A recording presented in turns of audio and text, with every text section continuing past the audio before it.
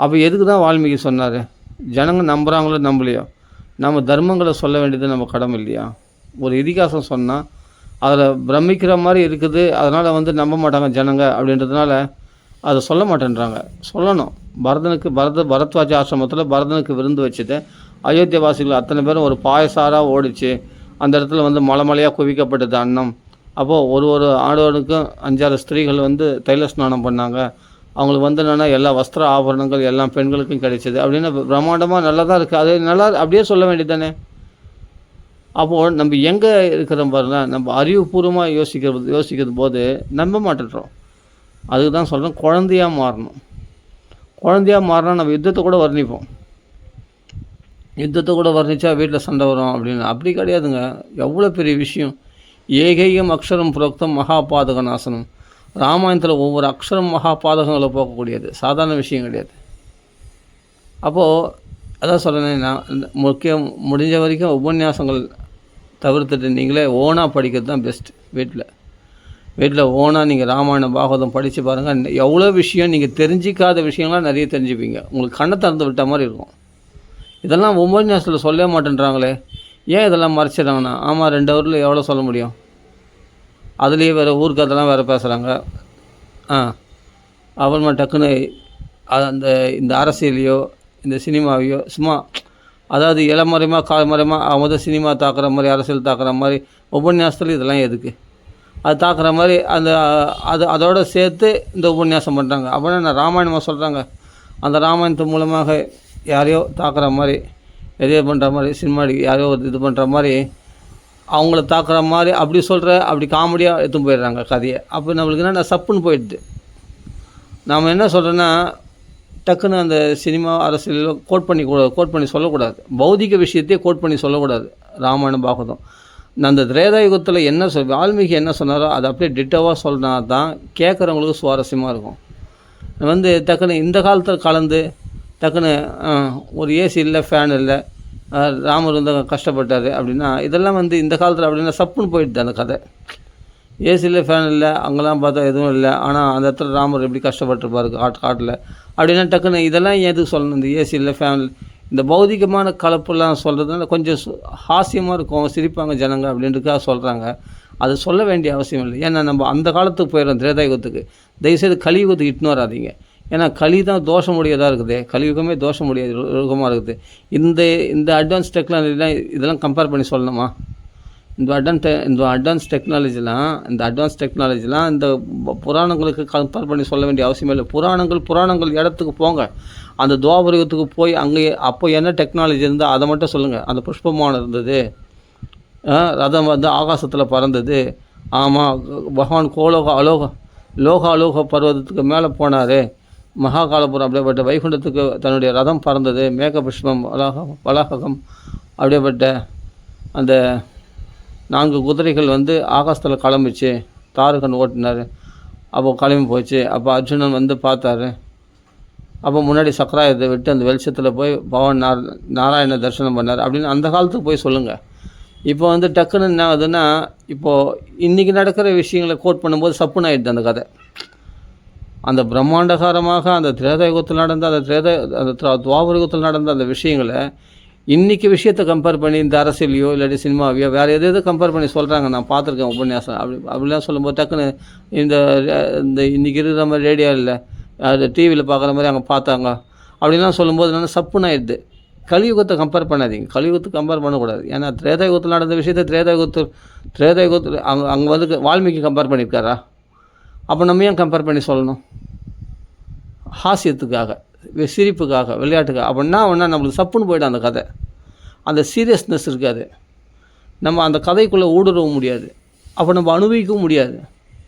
எங்களுக்கெல்லாம் வந்து இன்றைக்கி இருக்கிற மாதிரி எங்கள் மாமாலாம் படுக்கும்போது எங்களை தூங்க வச்சு தான் கதை சொல்லுவாங்க. சின்ன வயசில் கதை சொல்லும்போது இந்த கம்பேர் பண்ணி அங்கே வந்து ஏசி இருக்காது, ஃபேன் இருக்காது, அது மாதிரிலாம் இருக்கும்போது அந்த இடத்துல எப்படி இருந்திருப்பார் பாருங்கள் ராமர் அப்படின்லாம் சொல்கிறாங்க இல்லையா? அதெல்லாம் சொல்ல மாட்டார். இந்த யுகத்துக்கே வரமாட்டாங்க, கலியுகத்துக்கே வரமாட்டாங்க. இந்த கலியுகத்தினுடைய இந்த அரசியலை பற்றியோ இது பற்றியோ சினிமா பற்றியோ இல்லை இந்த அட்வான்ஸ் டெக்னாலஜி பற்றியோ டிவி பற்றியோ ஃபேனை பற்றி அதை பற்றி இதை பற்றி இதெல்லாம் பேசினாவே டக்குன்னா அப்போ அதோடைய மகிமையை அப்படியே குறைச்சிட்றாங்க. அந்த திரேதா யுகத்தினுடைய தன்மையை குறைஞ்சி போகுது.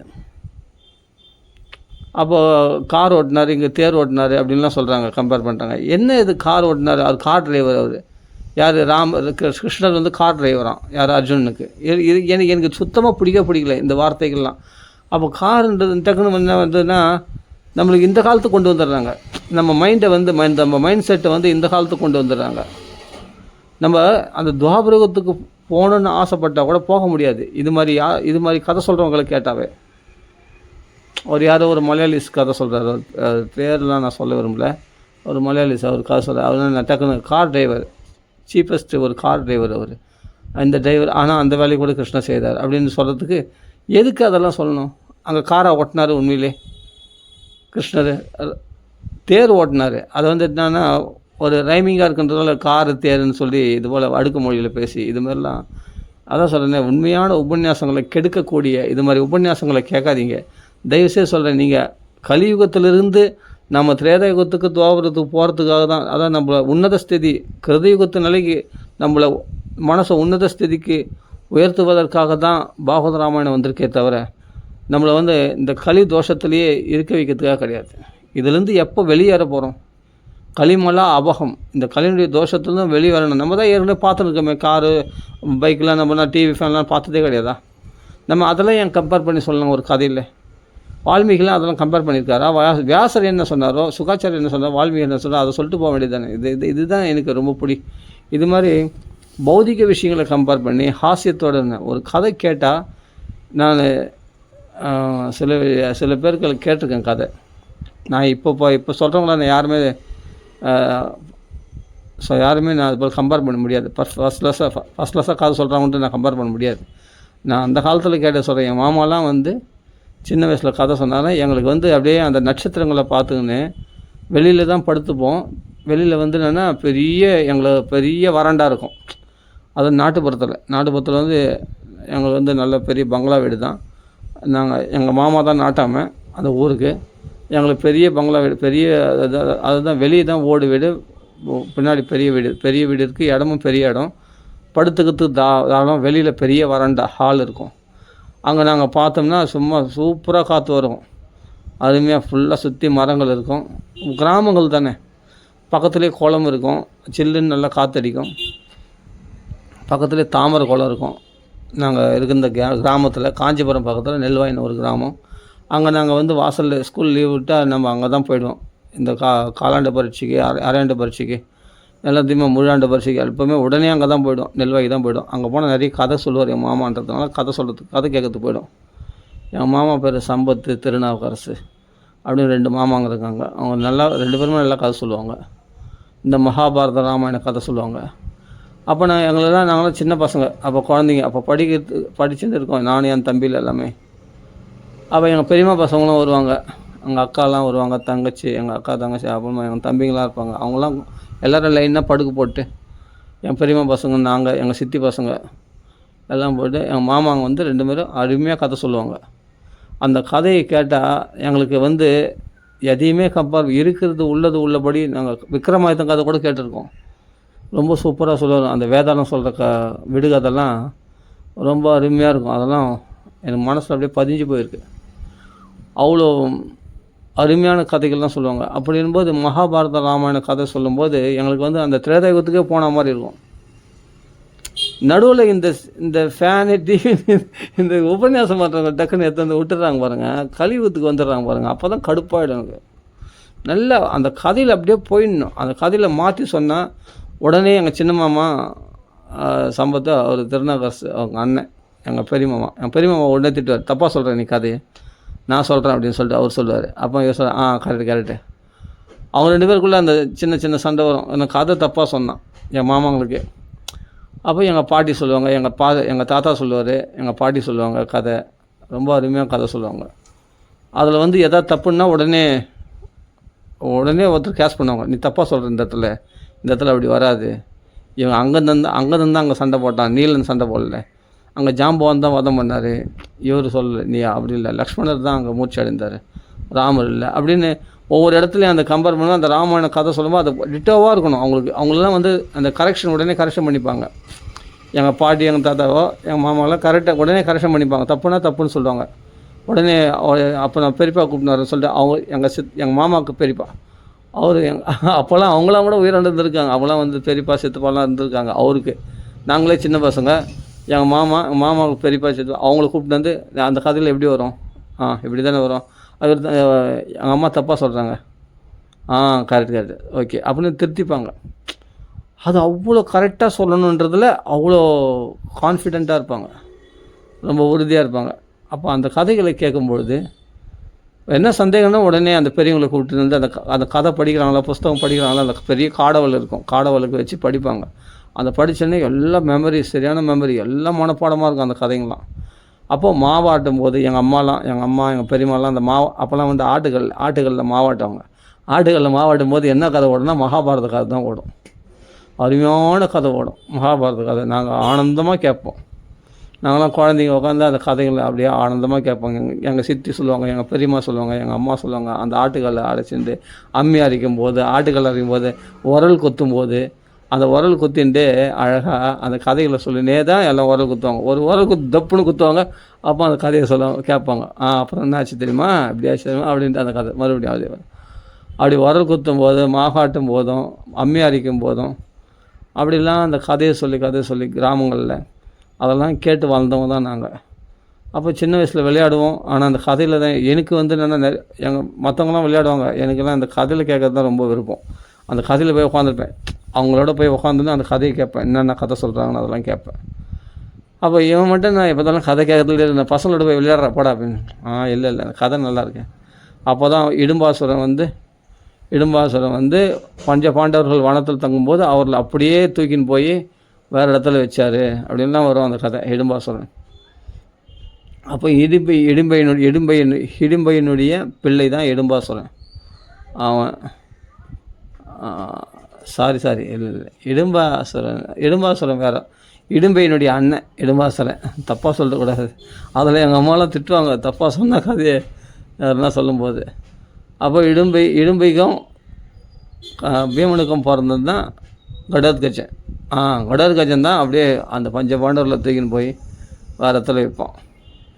அது மாதிரி சில விஷயங்கள்லாம் அருமையாக அந்த கதையெல்லாம் அருமையாக சொல்லுவாங்க. அந்த மகாபாரதம் படிச்சுட்டு ரொம்ப சுவாரஸ்யமாக இருக்கும் அந்த கதையெல்லாம் கேட்கும்போது. எங்களுக்கு துவாபரத்துக்கு கேட்டு போயிடுவாங்க. அந்த கிருஷ்ணன் பண்ண லீலைகள்லாம் அருமையாக சொல்லுவாங்க. அந்த காளையை நர்த்தனம் பண்ணானே அதை அப்படி சொல்லுவாங்க பாருங்கள் அந்த கதையை. அது என் மாமா தான், சரி உனக்கு சரியாக கதை சொல்ல தரல, நான் சொல்கிறேன் பாரு அப்படின்னு சொல்லுற என் மாமா டக்குன்னு சொல்லுவார், உனக்கு சரியாக சொல்ல தரல, நான் சொல்கிறேன் பாரு அப்படின்னு. என் பெரியம்மாவை நிறுத்திட்டு என் சின்ன மாமா சொல்லுவார் சூப்பராக. அது எப்படி நான் காளையை நர்த்தனம் எப்படி பண்ணாருன்னா, அந்த வயிற்றில் இடுப்பு அந்த கச்சத்தை கட்டிண்டு அந்த கதம்ப விருட்சத்தில் ஏறி அப்படி தொப்புன்னு குதிச்சோடனே அந்த பாம்பு அப்படியே கலங்கி போச்சு. அந்த சுவாரஸ்யமாக இருக்குங்க அந்த கதைலாம். இந்த கலியுகத்துக்கு நம்ம வரமாட்டோம், அவ்வளோ சுவாரஸ்யமாக அப்படியே பகவான் அந்த தலையை பாம்பு பிடிச்சி அந்த பாம்பு கொத்துது பயங்கரமாக, அப்படியே குத்துது அப்படியே நம்ம கண்ணு முன்னாடி கொண்டு நிறுத்துவார் அந்த காளையன் கிருஷ்ணனை குத்துற மாதிரி. அப்படியே கிருஷ்ணன் டக்குன்னு தலையை கொஞ்சம் தப்பிச்சிடுவான், டக்குன்னு இங்கே மறைஞ்சிடுவான், அங்கே மறைஞ்சி டக்குன்னு இன்னொரு தலையை பிடிப்பான், அந்த தலையிருந்து இன்னொரு தலை குத்தும், இந்த தலை அந்த தலையிருந்து அந்த காலையில் தாவி அப்படியே டக்குன்னு எப்படியோ லாகமாக தலை மேலே தப்புன்னு எகிரி குதிச்சோடனே அந்த தலை மேலே நத்தனம் மாறுறான், காளைய நத்தனம் கிருஷ்ணன் அப்படின்னு சொல்லி அந்த சுவாரஸ்யமாக அந்த கதை கேட்கும்போது அந்த பாம்பு என்ன பண்ண நம்ம கை சும்மா இருக்காது, அந்த பாம்பு அடக்கிற மாதிரியே நம்ம கையை அப்படியே துள்ளும், நம்மளுக்கு அந்த சுவாரஸ்யம் வந்துடும். அப்புறமா ஆஞ்சநேய சுவாமி வந்தார், மலையை தூக்குனார், அப்படியே பெரிய விஸ்வரூபம் எடுத்தார் அப்படின்னு மலையே அப்படியே தூக்கினார். நம்ம அந்த ஆஞ்சநேயராக மாறிவிடும். நாங்கள் அங்கே கிருஷ்ணர் வந்து அப்படியே ஆஸ்போடனம் பண்ணி அப்படி குதித்தார், காளைய நர்த்தனம் பண்ணார் அப்படின்னும் போது அந்த கிருஷ்ணனாக மாறிடும். நம்ம அந்த பாம்பு அடக்கணும், அடி மெதி அப்படின்னு அந்த பாம்பை உதைக்கிற மாதிரியே நம்மளுக்கு அப்படி அந்த அந்த எஃபர்ட் அந்த சொல்கிற அந்த விதம் எங்கள் சம்மந்தமாக எங்கள் மாமா சொல்லும்போது உண்மையிலே காலை உதைக்கணும்னு தோணும். கால் உதச்சி போனாங்க, அடித்தாதான் என்னாச்சு, அப்போ ரத்தம் கக்கு அடி சரியான அடி கொடுத்தான். அடித்த உடனே அதை தோண்டு போய் என்னை சரணாகதி அடைஞ்சிச்சு கிருஷ்ணனை. அவன் இனிமேல் பாம்பே இங்கே இருக்காத ஓடிப்போ, இனிமேல் ரமண தீவுக்கு ஓடிப்போ, இனிமேல் இங்கே இருக்கக்கூடாது, சும்மா இங்கே விஷமயமாக்கின்னு இருக்க அப்படின்னு சொல்லி கோகுலவாசிகள்லாம் ரொம்ப கஷ்டப்படுறாங்க அப்படின்னு சொல்லி அந்த கதையை சொல்லி முடிக்கிறதுக்குள்ளே எங்களுக்கு போதாது. மாமா இன்னும் ஒரே ஒரு கதை சொல்ல மாமா, இன்னும் ஒரே ஒரு கதை சொல்ல மாமா அதுவே வந்து ரொம்ப நேரமாக சொல்லுவார், அதுவே சீக்கிரம் முடிஞ்ச மாதிரி இருக்கும் எங்களுக்கு. அந்த கதையில் மனசு மக்னம் ஆகிடும். அதுவும் கிராமங்களில் போனால் அந்த நட்சத்திரங்களை பார்த்தா அப்படியே பொத்துக்குன்னு இருக்கணும். நிறைய நட்சத்திரங்கள் தெரியும் பார்த்தா. அப்படியே ஸ்டார்ஸ் எல்லாம் ரொம்ப அழகாக இருக்கும் பார்க்கறதுக்கு, ஆகாசத்தை பார்க்கறதுக்கு ரொம்ப அழகாக இருக்கும். அந்த ஆகாசங்களை பார்த்து அங்கே ஆகாசத்தை பார்த்துனே இந்த கதையை கேட்டுன்னு இருக்கும்போது பக்கத்தில் படுத்துன்னு இந்த கதையை சொல்லும்போது அப்படியே சுவாரஸ்யமாக அந்த பாய் போட்டு படுக்க வச்சு எங்களுக்கு கதை சொல்லி ஊட்டி தான் வளர்த்தாங்க. அப்போது ரொம்ப அழகாக இருக்கும் இதெல்லாம். இந்த கதைகளை கேட்டுன்னு தூங்கும்போது அப்படியே அந்த அந்த நினைவிலேயே தூங்கினா கனவுல கிருஷ்ணர் தான் வருவார், காளியம் பாம்பு தான் வரும், அது சொல்லு ஆஞ்சநேயர் தான் வருவார். எனக்கு அந்த ராமாயணம் டக்குனு பாகவதம் சொல்லி நேரம் டக்குனு ராமாயணம் போட்டால் எனக்கு பிடிக்காது. அதெல்லாம் இல்லை, கிருஷ்ணனுடைய லீலைகளே சொல்லுவேன். அதே மாதிரி ஆஞ்சநேயர் பெருமை சொல்லும்போது டக்குனு வேறு ஏதாவது கிருஷ்ணலீலை மாத்திரம் பிடிக்காது. அந்த ஆஞ்சநேயர் பெருமைகளே இன்னும் சொல்லு இன்னும் நடா சொல்கிறது, அதான் சொல்லிட்டு நடா இவ்வளோ விஷயம் சொன்னேன். சுந்தரகாண்டம் பூரா சொல்லிடுவாங்க அந்த கதையில் சுவாரஸ்யமாக. அப்போ குழந்தைகள் அப்போது தெரியாத வயசு, அந்த சமயத்தில் என்ன 5வது 6வது படிக்கிற வயசு, 4வது 3வது அதான் 5வது 6வது அது மாதிரி டைமில் படிக்கிற வயசு. அப்போது அந்த கதைகள்லாம் கேட்டு மனசுக்கு ரம்மையாக. காஞ்சிபுரம் போனோம்னா மகாபெரிவாளை தரிசனம் பண்ணாமல் இருக்க மாட்டாங்க எங்கள் அம்மா கையில் அழைச்சிட்டு போய் மகாபெரிவாளை தரிசனம் பண்ணி வச்சுடுவாங்க. அங்கே குங்குமம் பிரசாதம் எல்லாம் கொடுப்பாங்க. அதெல்லாம் ஒரு காலம் மாதிரி இருக்குது, பொன்னான காலம். ஏகாம்பரேஸ்வரர் கோயிலுக்கு போனால் எனக்கு வரத்துக்கு மனசே வராது. அந்த 1000 மண்டபத்தில் தான் போய் சுற்றி கிடப்பேன்.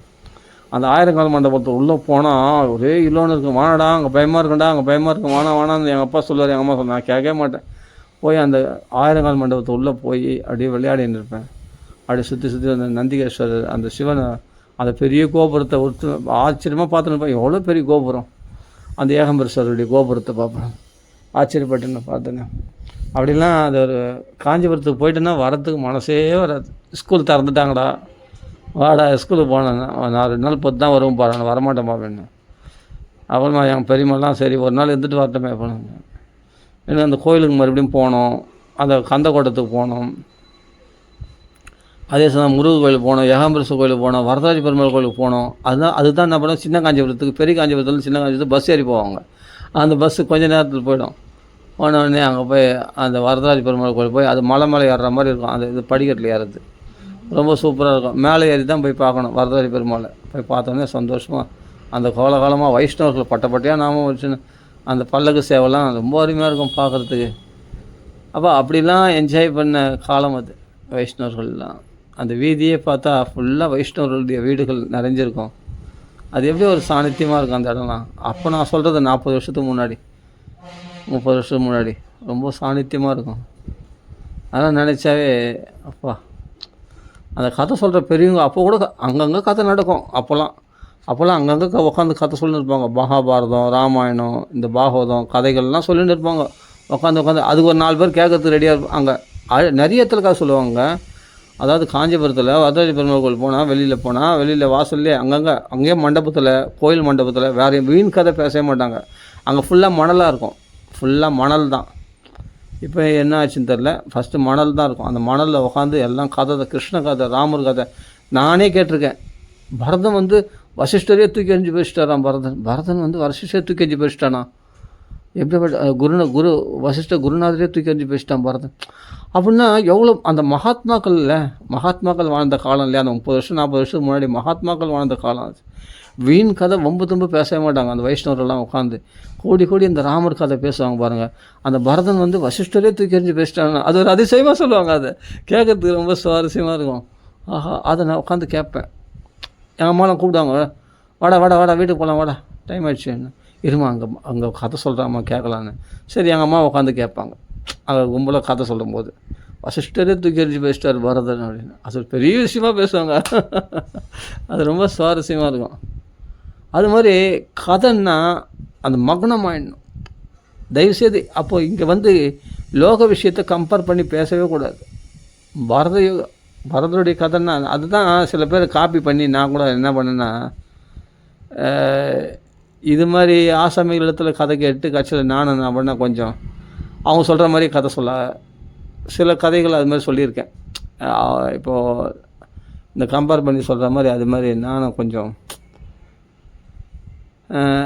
அதான் இவங்க வந்து இந்த சில மகாத்மாக்கள் சொன்ன கதையில் வந்து கொஞ்சம் நான் கம்பேர் பண்ணலாம் ரொம்ப சொல்ல மாட்டேன், கலியுகத்தெல்லாம் கம்பேர் பண்ணி சொல்ல மாட்டேன். இருந்தாலும் வந்து அவங்க சொல்கிறத வந்து கொஞ்சம் அது மாதிரி சொல்கிறத அந்த ஸ்டைலை கொஞ்சம் ஃபாலோ பண்ணேன்.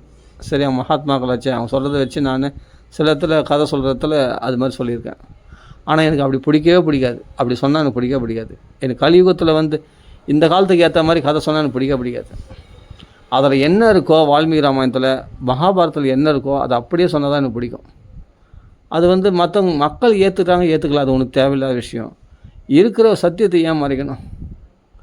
இதெல்லாம் ஏற்றுக்க மாட்டாங்க. மாயாஜாலம் டக்குன்னு பகவான் அப்படியே விஸ்வரூபம் எடுத்தார் ஆஞ்சநேயர், அப்படியே மலையை தூக்கணும் அப்படின்னா ஏற்றுக்க மாட்டாங்கன்னா அதை தான் பெருசாக சொல்லணும்.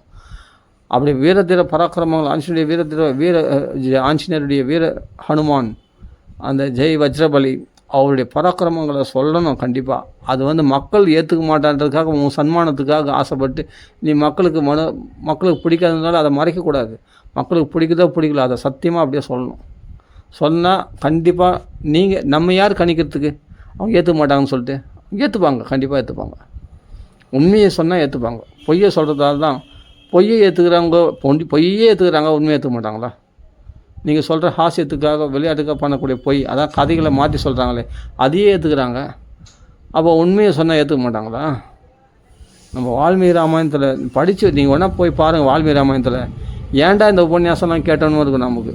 உண்மையிலேங்க எவ்வளோ பெரிய மகாத்மாக்கள்லாம் கதை சொல்லியிருக்காங்கல்ல ஆனால் நீங்கள் நேரில் பாகவதம் படிக்கும்போது, ராமன் படிக்கும்போது அவங்க சொல்கிறதுக்கும் நீங்கள் படிக்கிறதுக்கும் ரொம்ப டிஃப்ரெண்ட் இருக்கும். நீங்கள் நேரடியாக புஸ்தகம் படிக்கும்போது ஏண்டாடம் அந்த உபன்யாசம்லாம் போய் கேட்டோமோன்னு தலை அடிச்சுப்பீங்க. இதெல்லாம் கேட்டோமே இந்த உபன்யாசம்லாம் கேட்டால் அதுதான் பாகவதம், அதுதான் ராமாயணம் சொல்லியிருந்தோமே அவர்கள் வாக்கெல்லாம். அப்படிப்பட்ட பக்தர்கள் வாக்கில், அப்படிப்பட்ட பாகவதர்கள் வாக்கில் கதை கேட்டு அதுதான் சத்தியம், அதுதான் அந்த ராமாயணம் தான் சத்தியம், அந்த பாகவதம் தான் சத்தியம் நம்பி நம்மளே ஏமாற்றிக்கிட்டோமே. நம்ம புஸ்தகம் படித்தா வேறு மாதிரி இல்லை இருக்குது, லைனே வேறு மாதிரி இருக்குது, விஷயமே வேறு மாதிரி இருக்கு, இவங்க சொல்கிற மாதிரி இல்லையே. அப்போ எவ்வளோ புர்டாக விட்டுருக்காங்க பாரு, எவ்வளோ பொய் சொல்லியிருக்காங்க பாரு. அப்போ எதிர்பார்த்தா நான் சந்தோஷமாக இருக்கும், உற்சாகமாக இருக்கும். அதான் சொல்கிறேனே, எங்கள் மாமாவோட சிறந்த ஒரு பாகவதர் நான் பார்த்துருக்க மாட்டேன். பின்னாடி எப்படியோ போயிட்டாங்க, அது வேறு விஷயம். ஆனாலும் எனக்கு அந்த கதை சொன்ன வாட்டம் இருக்குது பாருங்கள், இன்றைக்கி கூட நெஞ்சில் நீங்காமல் இருக்குதுன்னா எங்கள் மாமாங்க போட்ட விதை தான், எங்கள் அம்மா அப்பா போட்ட விதை தான் அது, எங்கள் பாட்டி தாத்தா போட்ட விதை தான் அது. அப்படி கதை சொல்லுவாங்க. அந்த கதையில் மக்னமானவன் தான் இன்றைக்கி வரைக்கும் எழுந்துக்கல. அந்த பாகவதத்தில் ராமாயணத்தில் எழுந்தவன், அந்த மகாபாரத கதையில் எழுந்தவன் இன்றைக்கி வரைக்கும் எழுந்துக்கல. ஏன்னா அப்படி அந்த கதை அவ்வளோ சுவாரஸ்யமாக இருக்கும். நாங்களாம் அங்கே கோரப்புல் ஒன்று இருக்கும், அதுதான் ஆஞ்சநேயர் வாழுதுன்னு சொல்லிட்டு சின்ன பசங்க எடுத்து பின்னாடி சொல்லியிருப்பாங்க. அதெல்லாம் ஒரு ஜாலி. அது மாதிரி அந்த ஆஞ்சநேயர் கதையில் எவ்வளோ மக்னமாக இருந்தால் எப்படி அந்த கதை சொல்லியிருப்பாங்கன்னு யோசிச்சு பாருங்கள். அப்போ அந்தளவுக்கு ஆஞ்சநேயர் மனசில் பதிஞ்சிருக்கார், யோசிச்சு பாருங்கள். அந்த ராமர் மனசில் பதிஞ்சிருக்கார். ராமர் பாவம் தெரியுமா, கிருஷ்ணன் தான் கில்லடி, ராமர் பாவம் தெரியுமா அப்படின்வாங்க சூப்பராக. ஏன்னா ராமர் வேற இல்லை, கிருஷ்ணர் வேற இல்லை அப்படின்ட்டு அது சூப்பராக சொல்லுவாங்க. எப்படி சொல்லுவாங்கன்னா, ராமர் வந்து சாதுவாக இருப்பார், கிருஷ்ணன் தான் ரொம்ப பொய்லாம் சொல்லுவான், கபடம் நிறைய பண்ணுவான் அப்படின்னு அந்த கிருஷ்ணனுடைய லீலைகளை அருமையாக ரசித்து சொல்லுவாங்க. அந்த பெரியவங்க தாங்க இன்றைக்கி வந்தவங்க. இன்றைக்கெல்லாம் இது யாரோ வந்து கதை சொல்கிறாங்க, என்னமோ தெரிஞ்ச மாதிரி கதை சொல்கிறாங்க, ஒன்றுமே தெரில கதை சொல்கிறவங்க. நிறைய பேர் பார்த்தா நிறைய எவ்வளோ மாறுபாடுகள் இருக்குது, கதை சொல்ல தெரியாமல் சொல்கிறாங்க. உண்மையிலேயே அன்றைக்கி பெரியவங்க சொன்னாங்களே, அவங்க தாங்க உண்மையான பெரியவங்க, அவங்க தான் கிராமத்தில் இருக்கிறவங்க. இன்றைக்கும் கிராமத்தில் இருக்காங்க அது மாதிரி. ஆனால் கேட்கறதுக்கு தான் ஆள் இல்லையே, கேட்கறதுக்கு ஆள் இருந்தால் தான் சொல்கிறதுக்கு அவங்க தயாராக இருப்பாங்க. அது மாதிரி கதை சொன்னான் பெரியவங்க. அப்போ அந்த மகாபாரத கதையை கேட்டுட்டோம்னா சத்தியமாக சொல்கிறேன், எனக்கு சாப்பாடும் பிடிக்காது, அந்த நைட்டெல்லாம் தூக்கமே வராது, அதே நினைப்பாக இருக்கும். அந்த நைட்டெல்லாம் இந்த ராம லக்ஷ்மணர்கள் வந்து அந்த சூரிய வம்சத்து கதையை, இக்ஷ்வா வம்சத்து கதையை சொன்னோடனே, விஸ்வாமித்திரர் சொன்ன உடனே அந்த கங்கா மகாத்மியத்தை கேட்டுட்டு அன்றைக்கி பூரா தூங்காமல் அதையே நினச்சி நின்றாங்க தெரியுமா ராமலக்ஷ்மணர்கள். அந்த சோனா நதிக்கால் அந்த கங்கா மகாத்மியம் கேட்டாங்களே விஸ்வாமித்திரத்தை, பாலகாண்டத்தில் வருது அது. அந்த நினைவாக இருக்காங்க. அதே மாதிரி தாங்க எனக்கும். அந்த என் தம்பிலாம் எப்படின்னு தெரியாது, எனக்கு ரொம்ப ஞாபகம் இல்லை. ஆனால் எனக்கு ஒரு கதை சொல்லிட்டாங்கன்னா, மாமா இன்னும் ஒரே ஒரு கதை மாமா, இன்னும் ஒரே ஒரு கதை சொல்லு மாமா, இன்னும் ஒரே ஒரு கதை சொல்ல மாமா அப்படின்ட்டு எங்கள் அம்மாவுக்கு தம்பிங்க. அப்போது கதை சொல்லு ரொம்ப நச்சரிப்பேன். அப்படி கதை சொன்னோடனே ஆஹா போதுமா, அது தூக்கம் வராது. சுவாரஸ்யமாக இருந்தால் தூக்கம் வராது. சில சமயத்தில் கதை சொல்லினே இருப்பாங்க. எங்கள் அப்பா சொன்னார்னா தூக்கம் வந்துடும். எங்கள் மாமாங்க சொன்னார்னா தூக்கம் வராது. எங்கள் அப்பா சொன்னார்னா சீக்கிரம் தூங்கிடுவேன். ஏன்னா அவர் அம்புலி மாமா புஸ்தகத்துலேருந்து படித்து சொல்லுவார் கதையை. அதனால் எனக்கு அவர் எங்கள் மாமாலாம் அப்படியே மகாபாரத ராமாயணம் கிராமத்தில் அப்படியே படித்து அழகாக சொல்லுவாங்க. அந்த கதையெல்லாம் கேட்டேன்னா தூக்கமே வராது. இன்னும் ஒரு கதை மாமா, இன்னும் ஒரு கதை அப்படின்னா, எவ்வளோ கதைடா சொல்கிறது, நீ தூங்க, நாளைக்கு சொல்லிடுறேன், நாளைக்கு சொல்லலாம் விட, போதும் நீ நிறுத்திடலாம். அப்புறம் பார்த்தா அப்படியே நல்லா உறக்க சொல்லுவாங்க. எல்லோரும் கேட்பாங்க, எதிர் வீட்டுக்காரெலாம் கேட்பாங்க எங்கள் மாமா சொன்னாங்கன்னா. எங்கள் வீட்டில் இப்போ நான் சொன்னேன் இல்லையா, கிராமத்தில் வராண்டா மாதிரி இருக்கும் பெருசாக, அங்கே படுத்து அங்கே படுத்துக்கும் போது வெளியில் பாயப்பட்டு அப்போ கதை சொன்னாங்கன்னா எதிர் வீட்டுக்காரெலாம் கேட்பாங்க கதை. அவ்வளோ சத்தமாக சொல்லுவார், மைக்கே தேவையில்லை, அப்படி கம்பீரமாக இருக்கும். எங்கள் சின்ன மாமாவுடைய குரல் தான் கம்பீரமாக இருக்கும். என் பெரிய மாமா கூட சொல்லுவார், அவர் நைஸாக இருக்கும் குரல் அவர் கையில். இவர் குரலுக்கு என் சின்ன மாமா குரல் கம்பீரமாக இருக்கும். அவர் சொன்னார்னா எதிர் வீட்டுக்காரெலாம் கேட்கும். அப்படி கதை சொல்லுவார், உற்சாகமாக இருக்கும். அப்போது அங்கே எதிர் வீட்டில் எங்கள் மாமாவுக்கு அண்ணன், அவர் அண்ணன் வீராசாமின்னு ஒருத்தர் இருப்பார். அவர் என்னென்னா, சம்பத்து உனக்கு கொஞ்சம் நல்லா உறக்க சொல்லிட்டா அப்படின்ட்டு கேட்பார் அவர். அது மாதிரி கதை கேட்பார். இன்னும் கொஞ்ச நேரம் கதை அது சரி, அங்கே பாரு தப்பு பண்ணுற பார், அப்படி இல்லை, எங்கடா சொல்கிற நீ, அவங்க வரலடா, இது மாதிரி இங்கே வில்லு தான் வளைச்சார், அது மாதிரி ஆச்சு, ஏதோ ஒன்று தப்பாகிடுச்சுன்னா உடனே அங்கேருந்து கரெக்ஷன் வரும். எதிர் வீட்டிலேருந்து கரெக்ஷன் வரும். ஒருத்தர் அவர் ரொம்ப பெரிய மாமா, அவர் வீராசாமின்னு ஒருத்தர் இருப்பார். அவர் உடனே கரெக்ஷன் பண்ணார். தப்பாக சொல்கிறேன் அந்த இடத்துல கதை, இந்த இடத்துல இப்படி சொல்லலாம், சரிண்ணா அப்படின்ட்டு அவர் சொல்லுவார். இங்கேருந்து வரலாம். அப்போ உடனே கரெக்ஷன் நடக்கும். ஏன்னா எல்லோரும் கேட்குறாங்க கதை கேட்கறதுக்குனே நல்லா வெளியில் வந்து பத்துப்பாங்க. வீட்டில் படுக்கிறவங்களாம் வெளியில் வந்து பத்துப்பாங்க. அப்போல்லாம் கரண்ட்டு கிடையாது இல்லையா, விளக்கு தானே. அப்போல்லாம் கிராமங்களில் அவ்வளோ விளக்கு தான், தெரு விளக்கு மட்டும்தான் இருக்கும், ஒரு பல்ப்பு இருக்கும் எரியும். அந்த இருட்டில் தாங்க. இப்போல்லாம் எல்லாம் லைட் போட்டு தூங்குறாங்க. லைட் போட்டு தூங்கக்கூடாது. ஒரு சின்ன நைட்டில் நம்ம வச்சு இருட்டில் தான் தூங்கணும். அப்போ தான் ஆரோக்கியமே உடம்புக்கு. அந்த காலத்துலலாம் இருட்டு தான், ஃபுல்லாக விளக்கு தான் வச்சுருப்போம்.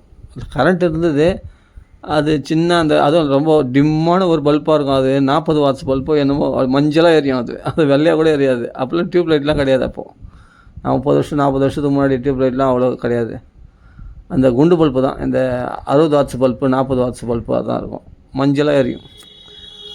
அது உள்ள ஒரு லைட்டு, வெளியே ஒரு லைட்டு, 2 லைட் தான் இருக்கும் அங்கே. இது நாட்டாமா வீடுன்னு பேர், பெரிய வீடு. ஆனால் 2 லைட்டு 3 லைட்டு தான் இருக்கும், அது மேலே இருக்காது. அது மாதிரி ஃபேன்லாம் இருக்காது அங்கே. அப்படி அது நல்ல பட்டிக்காடு, சரியான பட்டிக்காடு.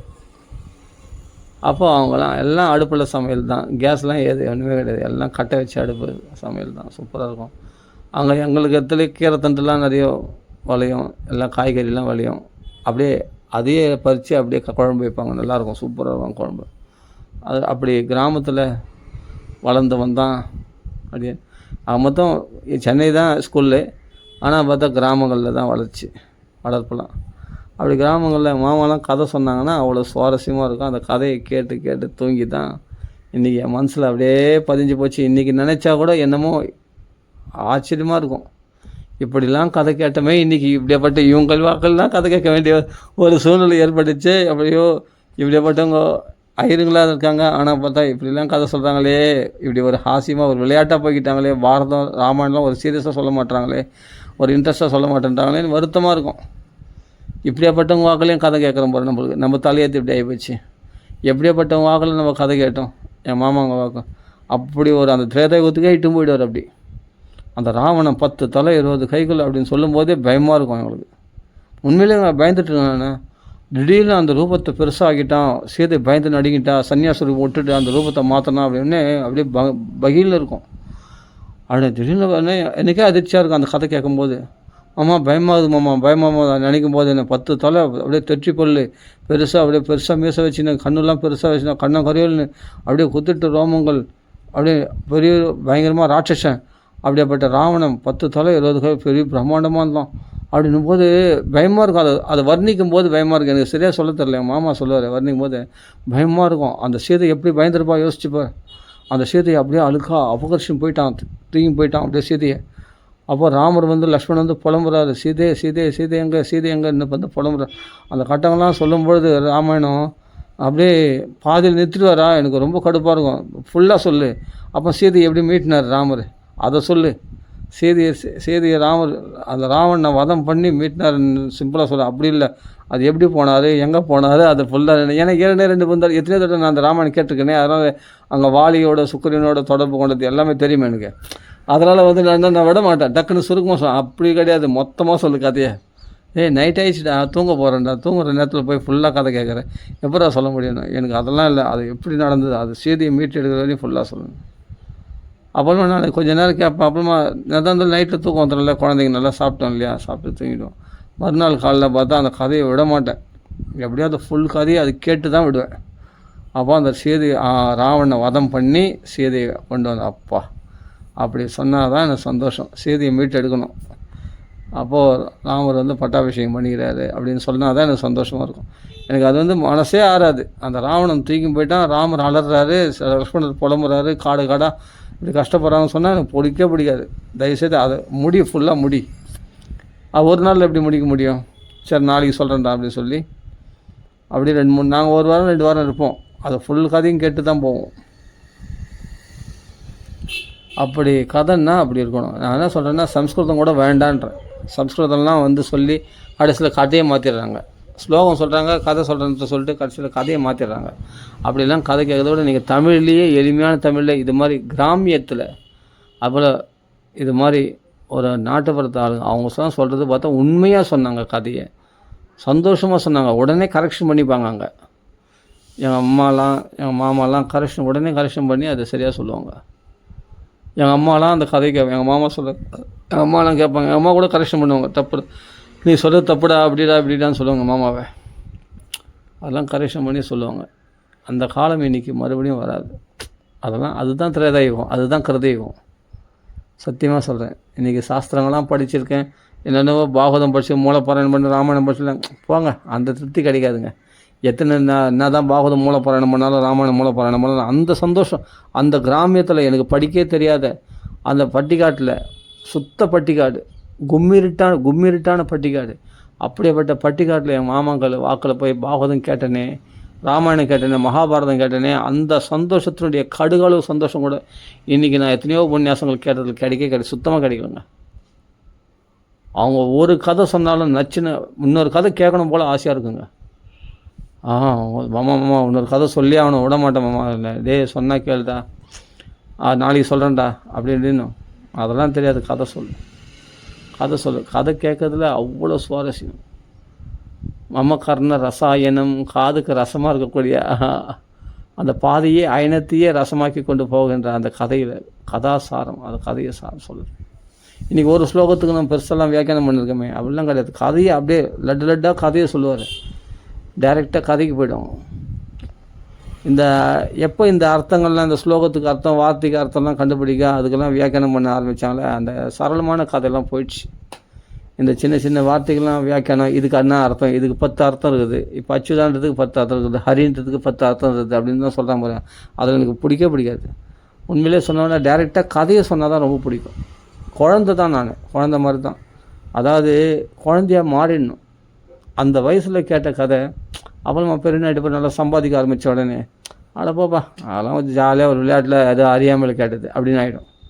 அப்படி இல்லை, அதுதான் உண்மையான சுயநலத்தில் அப்போ தான் உண்மையான ஸ்திதப்பிரஜனாக இருந்த நீ கதை கேட்குற நிலையில் சின்ன வயசில் இருக்கும்போது தான் உண்மையான ஸ்திதப்பிரஜை நிலை. அதுதான் இப்போ தான் வந்து நான் அக்ஞானி ஆகிட்டேன். பண விஷயத்தில், பணம் சம்பாதிக்கிறதுல, குடும்ப பொறுப்புகள் வந்ததில் எல்லாமே அக்ஞானி ஆகிட்டோம். நம்ம என்ன நினச்சது, இப்போ தான் நம்ம புத்திசாலி நினச்சின்னு இருக்கோம், ரொம்ப அறிவு வளர்ச்சி ஆகிடுச்சு, இப்போ நம்ம பெருசாக வளர்ந்துட்டோம், நல்லா சம்பாதிக்க ஆரம்பிச்சிட்டோம், உலகத்தில் குழைக்க தெரிஞ்சுக்கிட்டோம் அப்படின்னு நினச்சிக்கணும். இப்போ தான் நம்ம முட்டாளாக இருக்கிறோம். சின்ன வயசில் தான் நம்ம புத்திசாலியாக இருந்தோம்.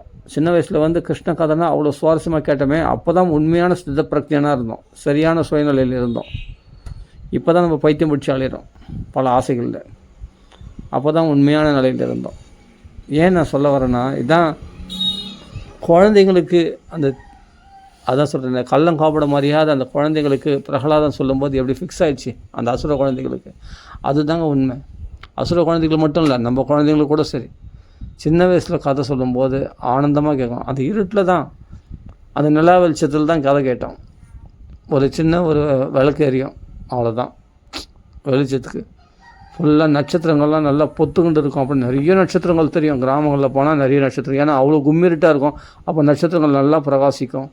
அந்த கும்மிருட்டில் அந்த நிலாவை பார்த்துன்னு அவ்வளோ சூப்பராக இருக்கும். அந்த வானத்தை பார்த்தா அலங்காரமாக இருக்கும். வானத்தை பார்த்தா அவ்வளோ நட்சத்திரங்கள் அப்படியே பொத்துக்குன்னு இருக்கும். நட்சத்திரங்கள்லாம் பார்க்கறதுக்கே அழகாக இருக்கும். ஆகாசமே ரொம்ப அலங்காரமாக இருக்கும் பார்க்கறதுக்கு. அப்படியே புஷ்பங்களால் இறைக்கப்பட்ட அந்த வீடு மாதிரி இருக்கும் பார்க்கறதுக்கு. அந்த ஆகாசமே எவ்வளோ நட்சத்திரம் இருக்கும். அப்படியே பொத்து ஒரு நட்சத்திரம் இன்னொரு நட்சத்திரம், ஒரு நட்சத்திரம் பக்கத்தில் பார்த்தா இன்னொரு நட்சத்திரம், கொஞ்சம் ஒருத்து பார்த்தா இன்னொரு நட்சத்திரம் தெரியும், இன்னொரு நட்சத்திரம் தெரியும். அது மாதிரி இருக்கும். ஆகாசமே அலங்காரமாக அவ்வளோ அழகாக இருக்கும் பார்க்கறதுக்கு. அந்த கும்மிருட்டில் அவ்வளோ நட்சத்திரங்கள் அப்படி பிரகாசிக்கும். ஆகாசமே அலங்காரமாக. அப்போ அதில் சந்திரன் பௌர்ணமி டைமில் அந்த சந்திரன் உதயம் எவ்வளோ அழகாக இருக்கும் பார்க்கறதுக்கு. கண்கொள்ளா காட்சி. அதை பார்த்துக்கினே தூங்கிடும். அப்படியே கதை கேட்டேன்னே தூங்கிடும். அவ்வளோ சுவாரஸ்யமாக இருக்கும். பக்கத்துலேயே குளம், நல்லா ஜில்லுன்னு காற்று வரும். ஆனால் இந்த மார்கழி மாதம் பனி காலத்தில் போனால் ரொம்ப குளிர் எடுக்கும். பக்கத்துலேயே குளம், இந்த பக்கம் போனால் ஏரி, இந்த பக்கம் போனால் ஏரி பக்கத்தில், இந்த பக்கம் போனால் குளம், தாமரை குளம் அந்த கிராமங்களில். அப்போது இந்த ஊர் சேரின்னு 2 பாகமாக இருக்கும். சேரி ஒரு பக்கம், ஊர் ஒரு பக்கம் இருக்கும். அங்கே பக்கத்தில் பார்வதி அம்மா கோயில் இருக்கும். இங்கே போனால் பஜனை கோயில் இருக்கும். பஜனை கோயில், கிருஷ்ணருடைய பஜனை கோயில். ராதா ருக்மணி இல்லை பாமா ருக்மணி கிருஷ்ணனுடைய கோயில் இருக்கும் இங்கே. அது பஜனை மடம். அங்கே தான் பெரியவங்களாம் வந்து ஹார்மோனியம் மிருதங்கள்லாம் வச்சு பஜனை பண்ணுவாங்க. அங்கே தான் கதையும் சொல்லுவாங்க. அருமையான கதைகள் அங்கே கதை நடக்கும். இல்லைன்னா எங்கள் மாமா மாட்டு வண்டியில் எங்களை என்ன பண்ணால் காஞ்சிபுரத்துக்கு அழைச்சிட்டு போகிறேன். நெல்வாயிலேருந்து காஞ்சிபுரத்துக்கு ஒரு 10 கிலோமீட்டர் தான். அப்படி எங்களை மாட்டு வண்டியிலே அழைச்சிட்டு போய் அங்கே வரதராஜ பெருமாள் கோயில், எல்லாமே சிவன் கோயில், அங்கே தான் நிறைய கோயில் இருக்குது. 22 சொன்ன வண்ணம் செய்த பெருமாள், பச்சை வண்ணர், பழவண்ணர், நிறைய கோயில்களுக்கு நாங்கள் நிறைய சுற்றுவோம். எங்கள் அக்கா, எங்கள் பெரியம்மா பொண்ணு, எங்கள் அக்கா, நான், எங்கள் பெரியம்மா பொண்ணு 2 பொண்ணு, அவங்க தங்கச்சி, எல்லாமே நான், எங்கள் தம்பி, தங்கச்சி, எல்லாமே எங்கள் அம்மா அப்பா எல்லோரோடும் போய் அப்படியே சுற்றி பார்ப்போம். கோயில்கள்லாம் எங்களால் முடிஞ்ச வரைக்கும் சுற்றுவோம். எல்லா கோயிலும் சுற்றி பார்க்க முடியாதுல்ல. அது 22 புண்ணியஸ்தலங்கள், 22 திவ்ய தேசங்கள் இருக்குது இல்லையா காஞ்சிபுரத்தில். ஏகாம்பரேஸ்வர் கோயிலுக்குள்ளவே ஒரு பெருமாள் கோயில் இருக்குது. உள்ளவே ஒரு திவ்யஸ்தலம் இருக்குது, பெருமாள் திவ்யஸ்தலம். அதெல்லாம் பார்த்து அங்கே ஒரு அது தீர்த்தம் கொடுப்பார். அதெல்லாம் வாங்கி சாப்பிடுவோம். சிவனை நல்லா தரிசனம் பண்ணி, அதுதானே மண்லிங்கம் பஞ்சபூத ஸ்தலங்களில் மண்லிங்கமாக இருக்கிறது அதுதான் ஏகாம்பரேஸ்வர் கோயில். நீர்லிங்கம் வந்து திருவானைக்காவல், நெருப்பு லிங்கம் வந்து திருவண்ணாமலை, வாயுலிங்கம் தான் வந்து காளஹஸ்தி, ஆகாசலிங்கம் தான் சிதம்பரம் இல்லையா. இந்த பஞ்சபூத ஸ்தலங்களில் மண்லிங்கமாக இருக்கிறது தான் வந்து ஏகாம்பரேஸ்வர் கோயில். என்ன மாதிரி ஸ்தலம் தெரியுமா? அதெல்லாம் அப்படி ஒரு ஸ்தலம் அது. அதெல்லாம் அதான் சொல்கிறேன். இன்றைக்கெல்லாம் வந்து என்னென்னா சின்ன விஷயத்தெல்லாம் கோவப்படுறாங்க. சின்ன விஷயத்தெல்லாம் பெரிய சண்டை ஆகிடுது. அப்படியேப்பட்ட கலி தோஷத்தினால் பாதிக்கப்பட்டிருக்காங்க. அன்றைக்கெல்லாம் ஒத்துமையை தான் விரும்புவாங்க. அன்றைக்கெல்லாம் உறவுகளுக்குள்ளே அவ்வளோ ஒத்துமைகளாக இருப்பாங்க. கட்சியில் இன்றைக்கினா என்ன சின்ன விஷயத்தெல்லாம் பெரிய பிரச்சனைகளாகுது. அது மாதிரி இன்றைக்கி எல்லாமே மாறி போச்சு. இன்றைக்கி வந்து வீட்டிலலாம் பார்த்தா பெண்கள்லாம் அவ்வளோ டென்ஷனாக வராங்க. பெரிய பிரச்சனையாக்கிடுறாங்க. ஒன்றுமில்லா விஷயத்த அண்ணன் தம்பிகள்லாம் வந்து பிரிஞ்சு போயிடுறாங்க.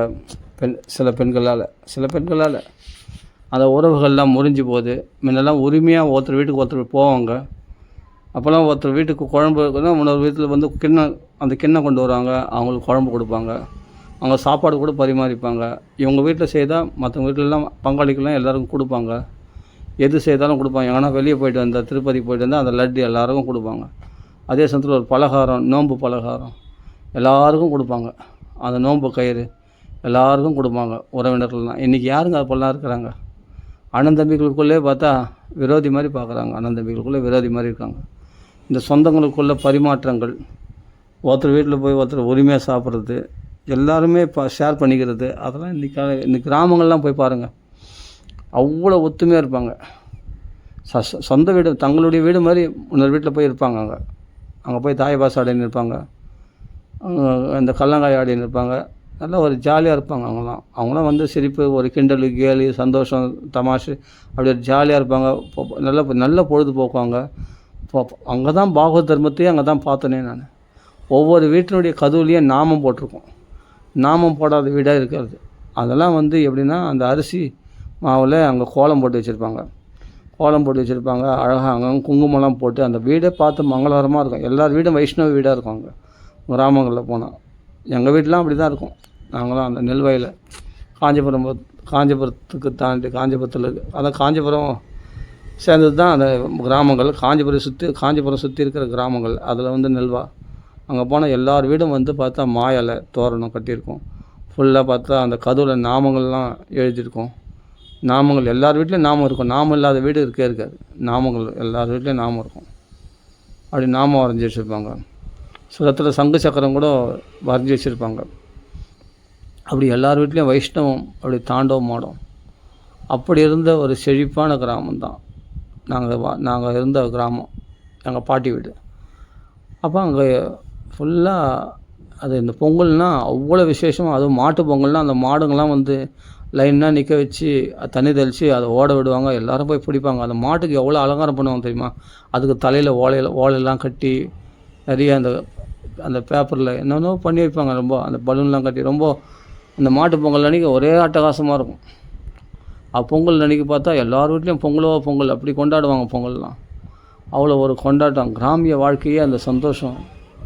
தீபாவளிலாம் அவ்வளோ இந்த பட்டாசெடிலாம் அவ்வளோ இருக்காது கிராமத்தில் பார்த்தா.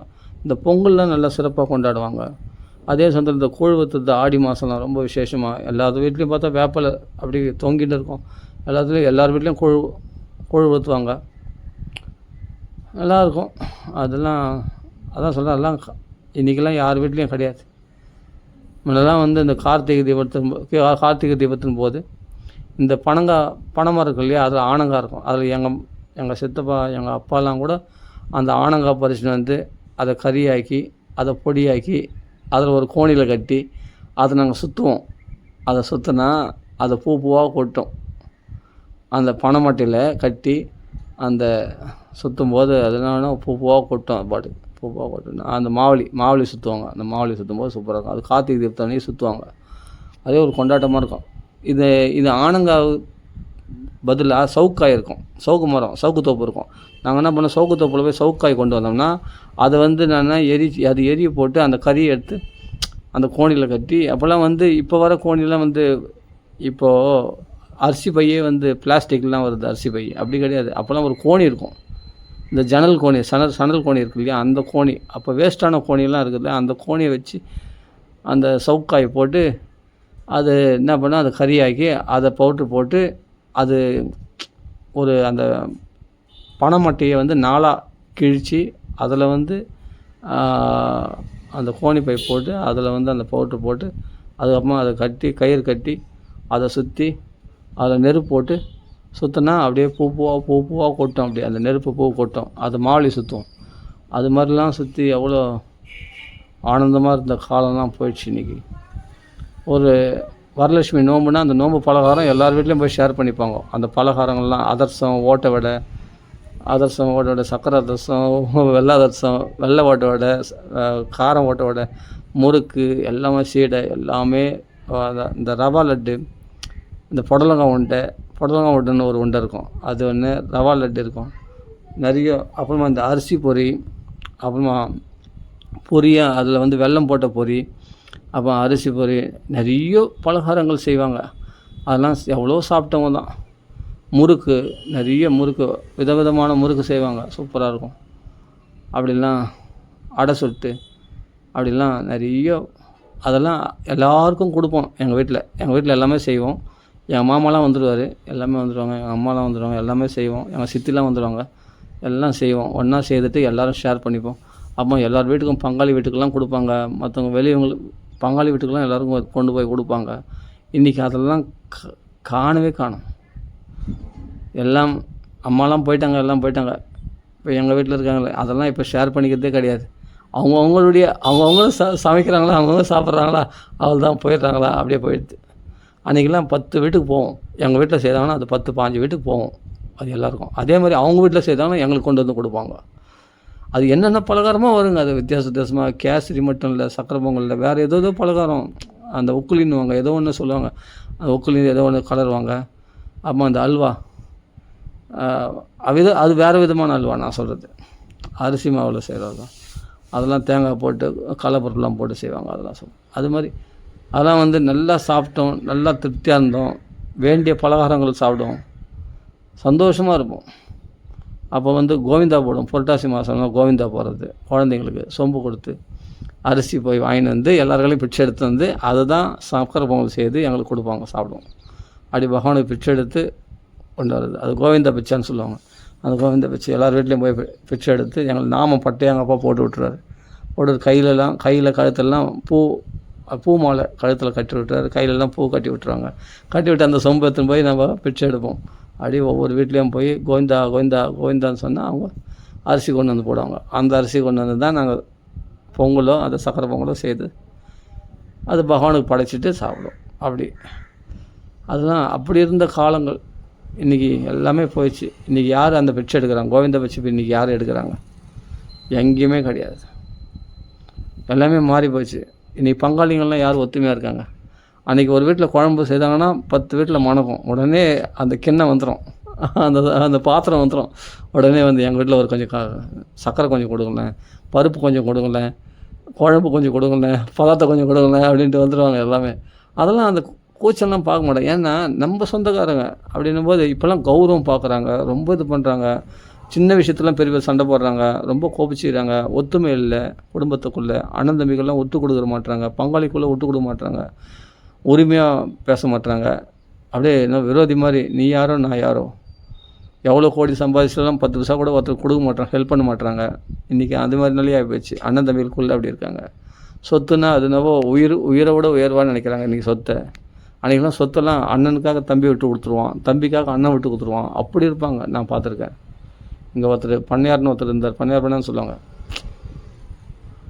அவர் வந்து அவருடைய தம்பி வந்து அண்ணனுக்காக அந்த சொத்தை விட்டு கொடுத்தாரு. ஆனால் கடலில் மூழ்கிச்சு அப்படின்றதுனால அவருடைய வீட்டெல்லாம் அப்படியே கொடுத்துட்டார், ஃப்ரீயாக அப்படியே எழுதி கொடுத்துட்டார் அண்ணனுக்காக. அது மாதிரி அண்ணன் தம்பிகளை நான் பார்த்துருக்கேன் எங்கள் தெருவுலையே, எங்கள் ஊர்லேயே. அது மாதிரி தான் விட்டு கொடுப்பாங்க. எங்கள் அப்பா இதுலேயே அது மாதிரி இருந்திருக்காங்க. அப்போல்லாம் சொத்தெல்லாம் விட்டு கொடுத்துருவாங்க பங்காளிக்காக. சொத்தை பெருசாக மதிக்க மாட்டாங்க, உறவுகளை பெருசாக மதித்த காலம். அப்படி எங்கள் தாத்தா வந்து எங்கள் தாத்தாவுடைய தம்பி, எங்கள் தாத்தா கூட பண்ண தம்பி இல்லை, எங்கள் தாத்தா சித்தப்பா, அவங்களுக்காக அப்படியே ஒரு ஏக்கர் 2 ஏக்கர் அப்படியே அந்த நிலத்தையே அப்படியே கொடுத்துட்டார் எங்கள் தாத்தா, எத்தும் போடா அப்படின்ட்டு.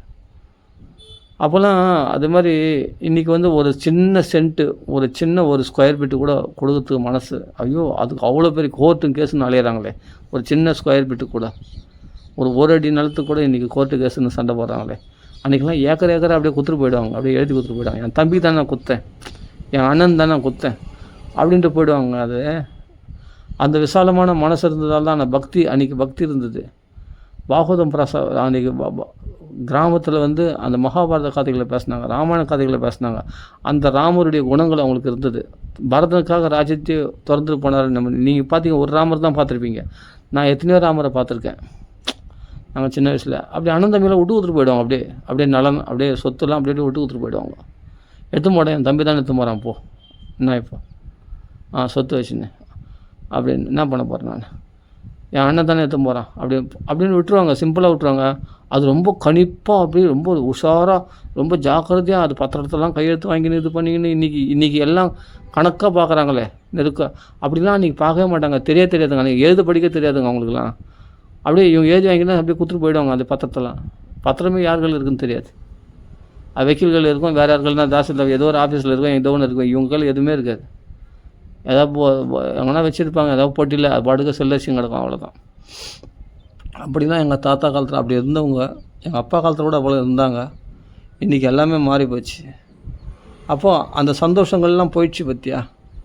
ஒவ்வொரு விசேஷமும், ஒரு பொங்கல் வந்தால், ஒரு தீபாவளி வந்தால் எப்படி கொண்டாடுவோம். அதே சமயத்தில் ஒரு கூழ் ஊற்றுனா எவ்வளோ பேர் வந்து எல்லார் வீட்லேயும் எல்லோரையும் கூப்பிட்டு வந்து கூழ் எல்லாருக்கும் ஒரு சொம்பில் கூழ் கொடுப்பாங்க, எல்லோரும் குடிப்பாங்க. அது எச்சில் பார்க்கறது அதெல்லாம் கிடையாது. எல்லாருக்கும் சில பேருக்கு வந்து இந்த பட்டை இருக்கும், அப்போல்லாம் வந்து நான் பார்த்த போது என்னென்னா இந்த இந்த பனை மரத்தில் அந்த பனை ஓலைகளை நிறைய எடுத்து வந்து அதை சின்ன சின்ன பட்டையாக செய்து வச்சுடுவாங்க. செய்து வச்சுட்டு அந்த பட்டையில் எல்லாேருக்கும் கூழ் ஊற்றி கொடுப்பாங்க.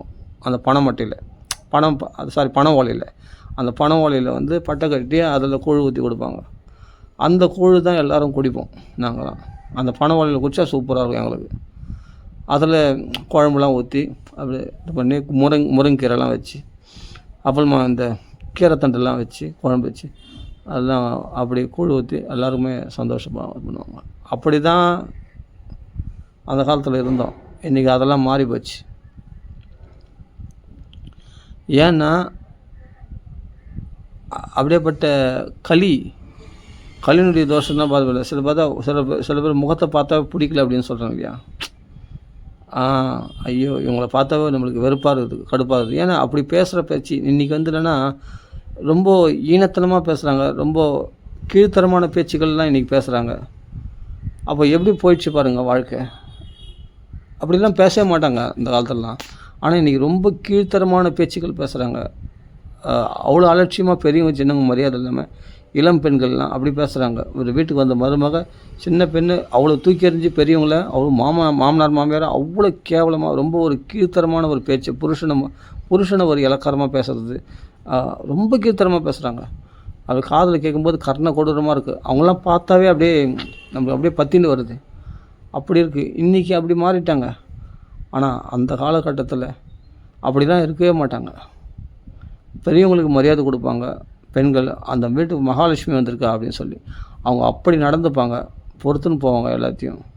அவங்க தான் வந்து குடும்பத்துக்கே சமையல் செய்து போடுவாங்க, நல்லா இருப்பாங்க. அவங்கள பார்த்தாவே அவங்களுக்கு எல்லாமே செய்யணும்னு தோணும். எல்லாருமே அண்ணன் தம்பிங்களாம் அவ்வளோ ஒத்துமையாக அண்ணி வந்திருக்காங்க அப்படின்னு சொல்லி அந்த அன்னிக்கு அவ்வளோ மரியாதை கொடுப்பாங்க. அவங்களும் அந்தளவுக்கு நடந்துப்பாங்க. இன்றைக்கெலாம் வந்து அதாவது பேச்சே ஒரு ரொம்ப லோக்கலான பேச்சு, ஒரு தரங்கட்ட பேச்சு பேசுகிறாங்க சில பெண்கள்லாம் பார்த்தா குடும்பத்தில் வந்தால். அதனால குடும்பமே விரிசலாடியது, ஒரே பெரிய சண்டையாகிடுது. அது சொத்துக்கள் பிரிக்கணும், உடனே அவங்க வந்த உடனே குடும்பத்தை பிரிச்சிடுறாங்க. சில பெண்கள் பார்த்தா அது வந்த உடனே அப்படி குடும்பத்தை விட்டு இப்படி தான் அந்த அண்ணன் தம்பிகள் ஒத்துமை எல்லாத்தையும் கரைச்சிடுறாங்க, தூளாக்கிடுறாங்க. அந்த சொத்தை எழுதி வாங்கி தனி கொத்தனம் போனன்றாங்க. அது எப்படி தான் அது மாதிரி வளர்ப்பில் வளர்ந்துருக்கிற சில பெண்கள் வந்து தான் அந்த குடும்பம்லாம் இப்படி போல் நாஸ்தி ஆகிடுது. அப்போது அந்த ஒத்துமையெல்லாம் குறைஞ்சி போகுது. அந்த தராதரம் பார்க்கணும், அப்படியே ஒரு உறவுகளை மதிக்கணும், அந்த உறவுகளை பெரியவங்களை மதிக்கணும், அண்ணன் தம்பிக்கு விட்டு கொடுக்கணும். நம்ம எதுவும் கேவலமாக மற்றவங்களை இழிவுபடுத்தி பேசக்கூடாது. நம்ம அண்ணன், நம்ம குடும்பம், நம்ம அப்பா அம்மா, நம்மளுடைய மாமனார் மாமியார், நம்மளுடையது அப்படின்ற அந்த ஒரு கலாச்சாரமானது இன்றைக்கி கெட்டு போச்சு. இன்றைக்கெலாம் எடுத்தவொடனே டிவோர்ஸ், அதுதான் உடனே இன்னொரு கல்யாணம் அப்படின்னு போகிற காலம் அவ்வளோ ஃபாஸ்ட்டாக போயின்னு இருக்குது. எல்லாம் கம்ப்யூட்டரில் போயின்னு இருக்குது. அட்வான்ஸ் டெக்னாலஜி வந்து எவ்வளோ கெடுத்துச்சு பாருங்கள். குடும்பத்தில் ஒத்துமை கெடுத்துச்சு பாருங்கள். மாமியார் மருமகளுக்கு பார்த்தா சுத்தமாக ஆகிறதே இல்லை. அன்றைக்கெலாம் வந்து மாமியார் மருமகளுக்கு அப்படி மருமக அப்படி பணிஞ்சு போவாங்க, மாமியாரும் அப்படி போல் நல்லா கவனிப்பாங்க. நல்லா வச்சு இந்த காலம்லாம் போச்சு. குடும்பம்னா ஒரே குடும்பமாக இருக்கும், ஒத்துமையாக இருக்கும். கூட்டு குடும்பம் தான் அன்றைக்கி நிறைய. இன்றைக்கெலாம் தனி குத்தனம் தான் அதிகம். எல்லாமே மாறி போச்சு இல்லையா. சொல்கிறேன், இப்போ நான் சொன்னேன் இல்லையா, ஒரு பொங்கல் வந்தால், ஒரு தீபாவளி வந்தால், ஒரு வரலட்சுமி நோன்பு வந்தால் எப்படிலாம் நான் சொன்னேன் இல்லையா, எப்படி ஷேர் பண்ணிப்பாங்கன்னு சொன்னேன் இல்லையா. அந்த காலம் வந்து தினமும் வீட்டில் வந்து ஒரு பலகாரம் செய்வாங்க. எங்கள் வீட்டில் அப்படி தான் செய்வாங்க. எங்கள் அம்மா, எங்கள் அப்பா வேலைக்கு போயிட்டு வந்தாருன்னு வரத்துக்குள்ளே எங்கள் அம்மா ஏதாவது ஒரு அல்வா செய்து வைப்பாங்க. ஒரு நாள் பார்த்தா கேசரி செய்து வைப்பாங்க, ஒரு நாள் சக்கரை பொங்கல் செய்து வைப்பாங்க, ஒரு நாள் பார்த்தா இந்த உப்புண்டை செய்து வைப்பாங்க, ஒரு நாள் பார்த்தா பலகாரங்கள் ஏதாவது டெய்லியும் மொத்தம் விதவிதமாக இருக்கும். ஒரு நாள் செய்து இன்னொரு நாள் செய்ய மாட்டாங்க. அப்படியே விதவிதமான ஒரு நாள் அதிரசம் செய்து வைப்பாங்க, ஒரு நாள் முறுக்கு செய்து வைப்பாங்க. முறுக்கெல்லாம் எங்களுக்கு வந்து நிறைய குண்டானா இருக்கும், நிறைய செய்து சுட்டு போட்டுருவாங்க. நாங்களாம் வெறுப்படிச்சா சாப்பிட்றதுக்கு.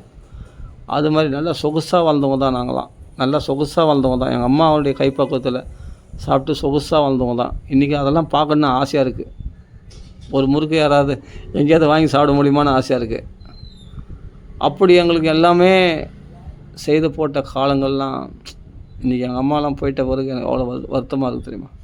ஒவ்வொரு நாளும் புதுசாக எதனா ஒன்று செய்வாங்க. அது மாதிரி சாப்பாடு இருக்கும், எல்லாமே இருக்கும், பலவிதமான பலகாரங்கள் இருக்கும். எல்லாமே இருக்கும். பழங்கள் வந்து பழங்கள்லாம் வந்து அண்டாண்டாவாக வாங்கிட்டு வருவாங்க. மாம்பழம்லாம் அண்டாண்டாவாக மூட்டை மூட்டையாக வாங்கிட்டு வருவாங்க பழங்களை. கொய்யா பழம்லாம் எங்கள் அப்பா அவ்வளோ வாங்கிட்டு வர்றாரு. அவ்வளோ ஒரு குண்டான் ஃபுல்லாக இருக்கும் பழங்கள். நாங்கள் பழத்துக்கெல்லாம் எங்களுக்கு பஞ்சமே இல்லை. நிறைய பழங்கள் வாங்கிட்டு வந்து கொடுப்பாரு எங்கள் அப்பா. அந்த கொய்யா பழம், மாம்பழம்லாம் வந்து மாம்பழம் சீசன் வந்தால் எங்கள் வீட்டில் அண்டாண்டா 2-3 அண்டா ரொம்பிடும். அவ்வளோ மாம்பழம், ருமானி, பெங்களூர் பழம். நாங்கள் இஷ்டத்துக்கு சாப்பிட்டு பாதி சாப்பிட்டு கீழே போட்டுருவேன். கொஞ்சம் புளிக்கிற மாதிரி இருந்ததுன்னா பாதி சாப்பிட்டு கீழே சந்தில் போட்டுருவேன்.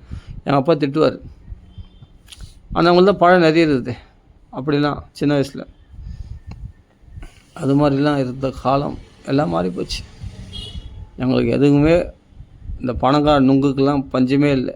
எனக்கு வயிறு ரொம்பிடும், அப்படி சாப்பிட முடியாது. இன்றைக்கெலாம் பார்த்தா 5 நுங்கு 100 ரூபா, 50 ரூபா, 5 நுங்கு 50 ரூபாயா, 100 ரூபாய் அப்படின்னு ஆகி போச்சு இன்றைக்கி. அன்றைக்கெல்லாம் வந்து எங்களால் சாப்பிட முடியாது நுங்குலாம் அப்படி. அப்போ இந்த பனங்காய் நுங்கு எல்லாமே எங்களுக்கு எல்லாம் சொல்கிறேன், எல்லாமே கிடைச்சிருந்த காலம் அது. அப்போ நாங்கள் இருந்த இடமும் அது மாதிரி. எங்கள் பாட்டி விடவும் வந்து பார்த்தா ஃபுல்லாக பாகவத ராமாயணம் கதை சொல்கிற அப்படியேப்பட்ட பகவத் குணங்கள் ரமித்த காலம். சுகபோகங்களுக்கும் எங்களுக்கு குறைச்சல் கிடையாது, சாப்பாட்டுக்கும் குறைச்சல். நல்லா சாப்பிட்டோம், நல்லா திம்முன்னு வளர்ந்தோம், செழிப்பாக இருந்தோம். நல்ல பழங்கள், நிறைய பழங்கள் வேணுமா எது கேட்டாலும் எங்கள் அப்பா வாங்கி கொடுப்பார். எல்லா பழங்கள் கேட்டாலும். ஒரு லாலா ஸ்வீட் கடை 1 கிலோ 1.5 கிலோ. எங்களெல்லாம் அவ்வளோ ஸ்வீட்டு, அவ்வளோ பால்கோவாலாம் சாப்பிடவே முடியாது. அப்படியே உருண்டையாக எங்களுக்கு அப்படியே நம்ம இந்த களி உருண்டை மாதிரி எங்களுக்கு பிடிச்சி கொடுப்பாங்க. எங்கள் அப்பா சம்பள காலம் 7ஆம் தேதி சம்பள டைம் வந்தாருன்னா அப்படி களி உருண்டை மாதிரி அந்த பால்கோவா பிடிச்சி கொடுப்பாங்க. எல்லாம் சாப்பிட முடியாது, ஆனால் செம்ம டேஸ்ட்டாக இருக்கும். அந்த பால்கோவா ஒரிஜினல் பால்கோவா. எங்கள் அப்பா அப்படி தான் வாங்குவார். அதே லட்டு சாப்பிட்டா அன்றைக்கி சாப்பிட்ட அந்த லாலா ஸ்வீட் கடை லட்டு மாதிரி இன்றைக்கி அந்த லட்டு நான் சாப்பிட்டதே கிடையாது. இன்றைக்கி கரமுறைன்னு இருக்குது. அதே அந்த சேக்கரி கலந்தால் என்னவோ தெரியல, அந்த சர்க்கரை கரமுறை அவ்வளோ சாஃப்டாக இருக்கும் லட்டுலாம் பார்த்தா. அப்படி எங்கள் அப்பா லட்டு ஒன்றா வாங்கி தருவார். எல்லாமே பால்கோவா என்ன கேட்குறமோ எங்கள் அப்பா வாங்கி தருவார். அது மாதிரி நல்லா சாப்பிட்டு வளர்ந்தவங்க தான் நாங்களாம். செழிப்பாக வளர்ந்தவங்க தான். நல்லா சுகபோகம், நல்லா வசதி இருக்கும், பணம் இருந்தது. எங்கள் அப்பா இந்தியா போஸ்டில் தான் ஒர்க் பண்ணார். நல்லா சம்பாதிச்சார், நல்லா எங்களை வச்சுருந்தார். எங்களுக்கு தேவையானதை எல்லாம் வாங்கி போட்டார். எங்கள் வீட்லேயும் எங்கள் அம்மா வந்து சமையலில் நான் என்ன கேட்குறேனோ அதெல்லாம் செய்து கொடுப்பாங்க. டிஷ்ஷு என்னென்ன டிஷ்ஷு வேணுமோ எல்லாம் செய்து கொடுப்பாங்க. ஒரு நாள் குருமா குழம்பு வேணுமா, சாம்பார் வேணுமா, கீரை வேணுமா, கூட்டு பொரியல் என்னென்ன வேணுமோ எல்லாம் செய்து கொடுப்பாங்க. அப்படி வாழ்ந்தவங்க தான் எங்கள் அப்பா அம்மா. அப்படி தான் வச்சுருந்தாங்க. அது மாதிரி ஒவ்வொரு ஃபங்க்ஷனுக்கும் ஒவ்வொரு பண்டிகைக்கும் அவ்வளோ விசேஷமாக. ஒரு கிருஷ்ண ஜெயந்திக்குன்னா அப்படி ஸ்வீட்ஸ்லாம் வச்சு பழகம் வச்சு கிருஷ்ண ஜெயந்தி அப்படி கொண்டாடுவோம் சந்தோஷமாக. கிருஷ்ணனுடைய வரவு இது பண்ணுற மாதிரி அந்த பாதம்லாம் வச்சு எல்லாம் நல்லாயிருக்கும். எங்கள் அம்மா அழகாக செய்வாங்க அதெல்லாம் சூப்பராக. அப்படி ஒரு கிருத்திகை சமயத்தில் விநாயகர் சதுர்த்தி அன்றைக்கி பார்த்தா விநாயகர் ராகவல் என்னை படிக்க சொல்லுவாங்க. நான் தான் படிப்பேன் விநாயகர் ராகவல். அந்த விநாயகர் ராகவல் படித்து கொழுக்கட்டைலாம் சூப்பராக இருக்கும். அந்த கொழுக்கட்டைலாம் எங்கள் அம்மா செய்தாங்கன்னா ஃபஸ்ட் கிளாஸாக அந்த கொழுக்கட்டைலாம் அப்படியே சாப்பிட்டோம். அதே சமயத்தில் ஆடி மாதம் கொழுதுன்னா அவ்வளோ அப்படி இருக்கும், நல்லா சாப்பிட்டோம். அதான் சொல்கிறேன், எல்லாமே செழிப்பாக இருந்த காலம் அது. அப்போ எல்லோருக்கும் நாங்கள் செய்தோம்னா எல்லார் வீட்டுக்கும் போவோம். அது ஒரு 10-15 வீட்டுக்கு போவோம். 10-15 வீட்டுக்கு நாங்கள் அந்தளவுக்கு நிறைய செய்வாங்க எங்கள் வீட்டில். எங்கள் அம்மா அந்தளவுக்கு கொழுக்கட்டைலேருந்து எல்லாமே புட்டு எல்லாமே என்னென்ன செய்யணுமோ எல்லாம் செய்வாங்க. அப்படி செய்து பிள்ளையார் எடுத்து போய் நாங்கள் குளத்துல குளம் இருக்கும் இங்கே எங்களுக்கு வீட்டு பக்கத்தில் குளம் இருக்கும். அந்த குளத்துல எடுத்து போய் பிள்ளையாரை கரைப்பாங்க சாயங்காலம். அது மாதிரி செய்வாங்க. அந்த மணக்கட்டை எடுத்து போய் மணக்கட்டை மட்டும் பத்திரமா எடுத்துன்னு வந்துரு அப்படின்வாங்க. அந்த கொடையெல்லாம் எடுத்து போய் அந்த கொடையும் மணக்கட்டை மட்டும் எடுத்துன்னு வந்துடுவோம். அந்த பிள்ளையார் எடுத்து போய் கரைப்போம். அப்போ கும்பலாக பசங்களோடு எல்லாம் கும்பலாக போவோம். ஒரு 50 பேருக்கு பசங்களோட கும்பலாக போய் அந்த குளத்துல அந்த பிள்ளையார் பாட்டு பாடினே போவோம். பாடிட்டு போய் அந்த குளத்துல கரைச்சிட்டு வருவோம். அப்படி பிள்ளையார் சதுர்த்தி சூப்பராக இருக்கும்.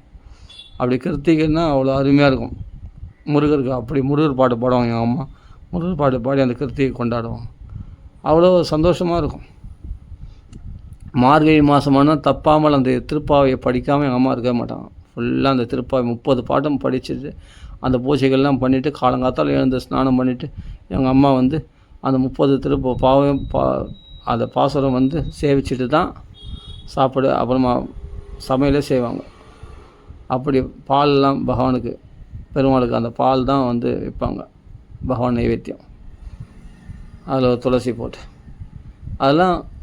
அப்புறம் மார்கழி மாதமானா அப்படி ஒரு பெருமாள் பக்தி, அப்படியே முருகர் பக்தி பண்ணாங்க, விநாயகருக்கு அப்படி பண்ணுவாங்க, எல்லாமே பண்ணுவாங்க. சிவராத்திரினா கண்ணு முழிக்கணும்னு முழிப்போம் நாங்கள். சிவராத்திரி வைகுண்ட ஏகாதசிக்கும் கண்ணு முழிப்போம். வைகுண்ட ஏகாதசி ஏதோ ஒரு பெருமாள் கோயிலில் போய் நான் தரிசனம் பண்ணிட்டு வந்துடுவோம். அப்படியே அப்பா அம்மா இட்டும் போவாங்க. அதே மாதிரி சிவராத்திரினா அன்றைக்கி ஃபுல்லாக கண்ணு முழிப்போம்.